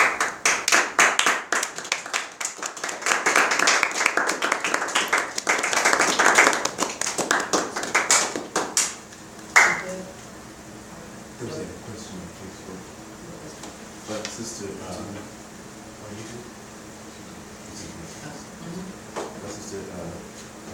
she said, are women supposed to have their head covered all the time? No. No. No. Where'd you put it? Oh, yeah, no, women are not. That's, when you look, Rabbi, or Paulus, Apostle Paulus was talking to, the women, I believe if it wasn't Antioch, he was talking to the women in, Corinthians. And because you had a lot of new converts at that time, there are different renderings and there are different sayings, but there were women that were coming out of cults, and a lot of the women had their hair cut real short like men, and they had their hair dyed, and it was a lot of them. And so to keep from having confusion and a lot of stuff that was going on, Rabbi Paulus suggested that these women cover their hair until their hair grew up long enough, and they got the color out their hair, so they wouldn't look like it was an assembly of cult, of women that were in an occult. So no, that's why they covered their hair, because that what it was symbolic of, even though they were coming in truth, their head still was short and it was colored. And so to keep any confusion from taking place, he just told them to cover their heads. And which would, in my opinion, was wisdom. Because when you have people coming out of a way of life, you want them to change from that way of life. Now, someone may ask, why do I wear mine? I wear mine because I want my hair to be longer. Though my hair is not short like men's hair, but I want my hair to be longer, and then I wear it with my talit. And then I enjoy wearing my hair covered. That I do, because I don't wear it covered all the time. But for the most part, I do because I enjoy wearing it covered. That to be his set apart ones. Shut up, keep your mouth closed, and shut up and keep your mouth closed. Plain and simple. Otherwise, you face judgment. And I think now, because we live in a society now that if something doesn't immediately happen, they think that it's not going to happen at all. And so, you know, you tell people, like people that work out, tell me they're talking about smoking, I say, you know, that's not good for you. Well, you got to die for something. I said, walk out in front of a bus then. I mean, why take the slow way out? If you just don't go kill you, walk out in front of a bus. Let's go ahead and get it done. If it's going to, you know, it's going to kill you anyway. It doesn't make sense. And so, but, you know, if there's no, like, right now effect to it, it feels like, well, it's not going to happen. If it does eventually, I'll be ready. And again, then you see those that where you almost feel like Mashiach rushing headlong to stop you, running between them and death, and you're trying to stop them, but it's like someone like trying to hurt them, run over to death. And so, you know, it's really interesting because it really gives a narrative that even as it was then, so is it now. And so, you know, people think it's an ancient thing. Well, how that happened then? No, like I said, people are exactly like that today. And so, you know, you go and you continue to put truth out there, and you begin to share. Even in the workplace, I get the occasion to share. When I hear somebody say, "Oh, yeah, God, you know, it's Yahuwah." Who is Yahuwah? And of course it's us. And well, no, ain't that the same thing? They know, you don't even know who you are. I'm from Alabama. Oh, and then you just kind of take it slow from there. And so, but I'm thankful to the Yahweh for the time to share, few though they may be. But thank you for the broad strokes that you're able to take and bring forth a lesson. And I like the fact simply that it's the Torah portion, and you follow them as they come. It's not like I'm just going to pick this one because I'm trying to know. I mean, because the Scripture interprets Scripture, and it also is going to bear witness of itself. And the thing I love about Yahuwah, one thing that I've heard said that is funny, but you never see anybody defending a lion. All you got to do is let the lion go. The lion will defend itself. Right. And so when you release the scripture and you let the scripture, you let the Torah go, you don't have to sit up there and say, oh, yeah, this is for me. This is for me. No, the lion knows exactly who to defend and then who to let go. And so, again, thank you. Thank you for a wonderful time of teaching. Thank you for a time of inspiration, a time for information. And, you know, just the prayers just continually that people will take it to heart and apply it because it's practical information. And so, just again, Torah.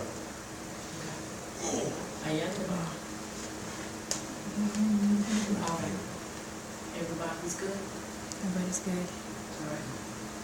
No comments, no questions? Sister Akasha Priest said this was a good show to have. That was good. Good show to have. Torah. All right. At this time, no more questions, no more comments.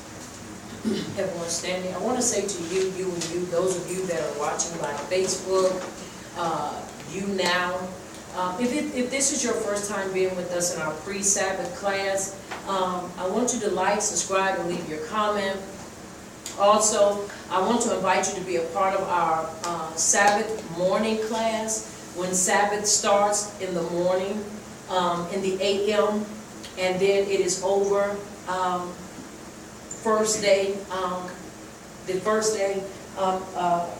the morning, excuse me.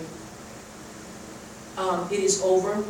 But I want to say to you, as Yahuwah has moistened your palate and as He has given you instructions and He's showing you, understand everything that we give, everything I give, from the singing to the very structure, we do it all for the esteem and the praise of our Yahuwah through His Son Yahushua our HaMashiach. For without Him, there is nothing we will ever be able to do. I want to say once again to you, keep your head up, keep your shoulders squared, keep your heart and your feet in and upon the Torah. Know you can't go wrong when you truly love Him and let Him be your guide through His instructions, the Torah. Once again, I am Prophetess Sabrina Brown, and I am the senior leader of Messengers of Yahuwah's Kingdom of Great Belief Ministries in South Carolina. I want you to remember, here at Messengers of Yahuwah's Kingdom of Great Belief Ministries, located in South Carolina, this is the place where The Torah does the body good. Until next time, may Yahuwah Baruch atah and keep you in His shalom. I want you to remember, you've been touched by Champion TV. And it is so. And it is so.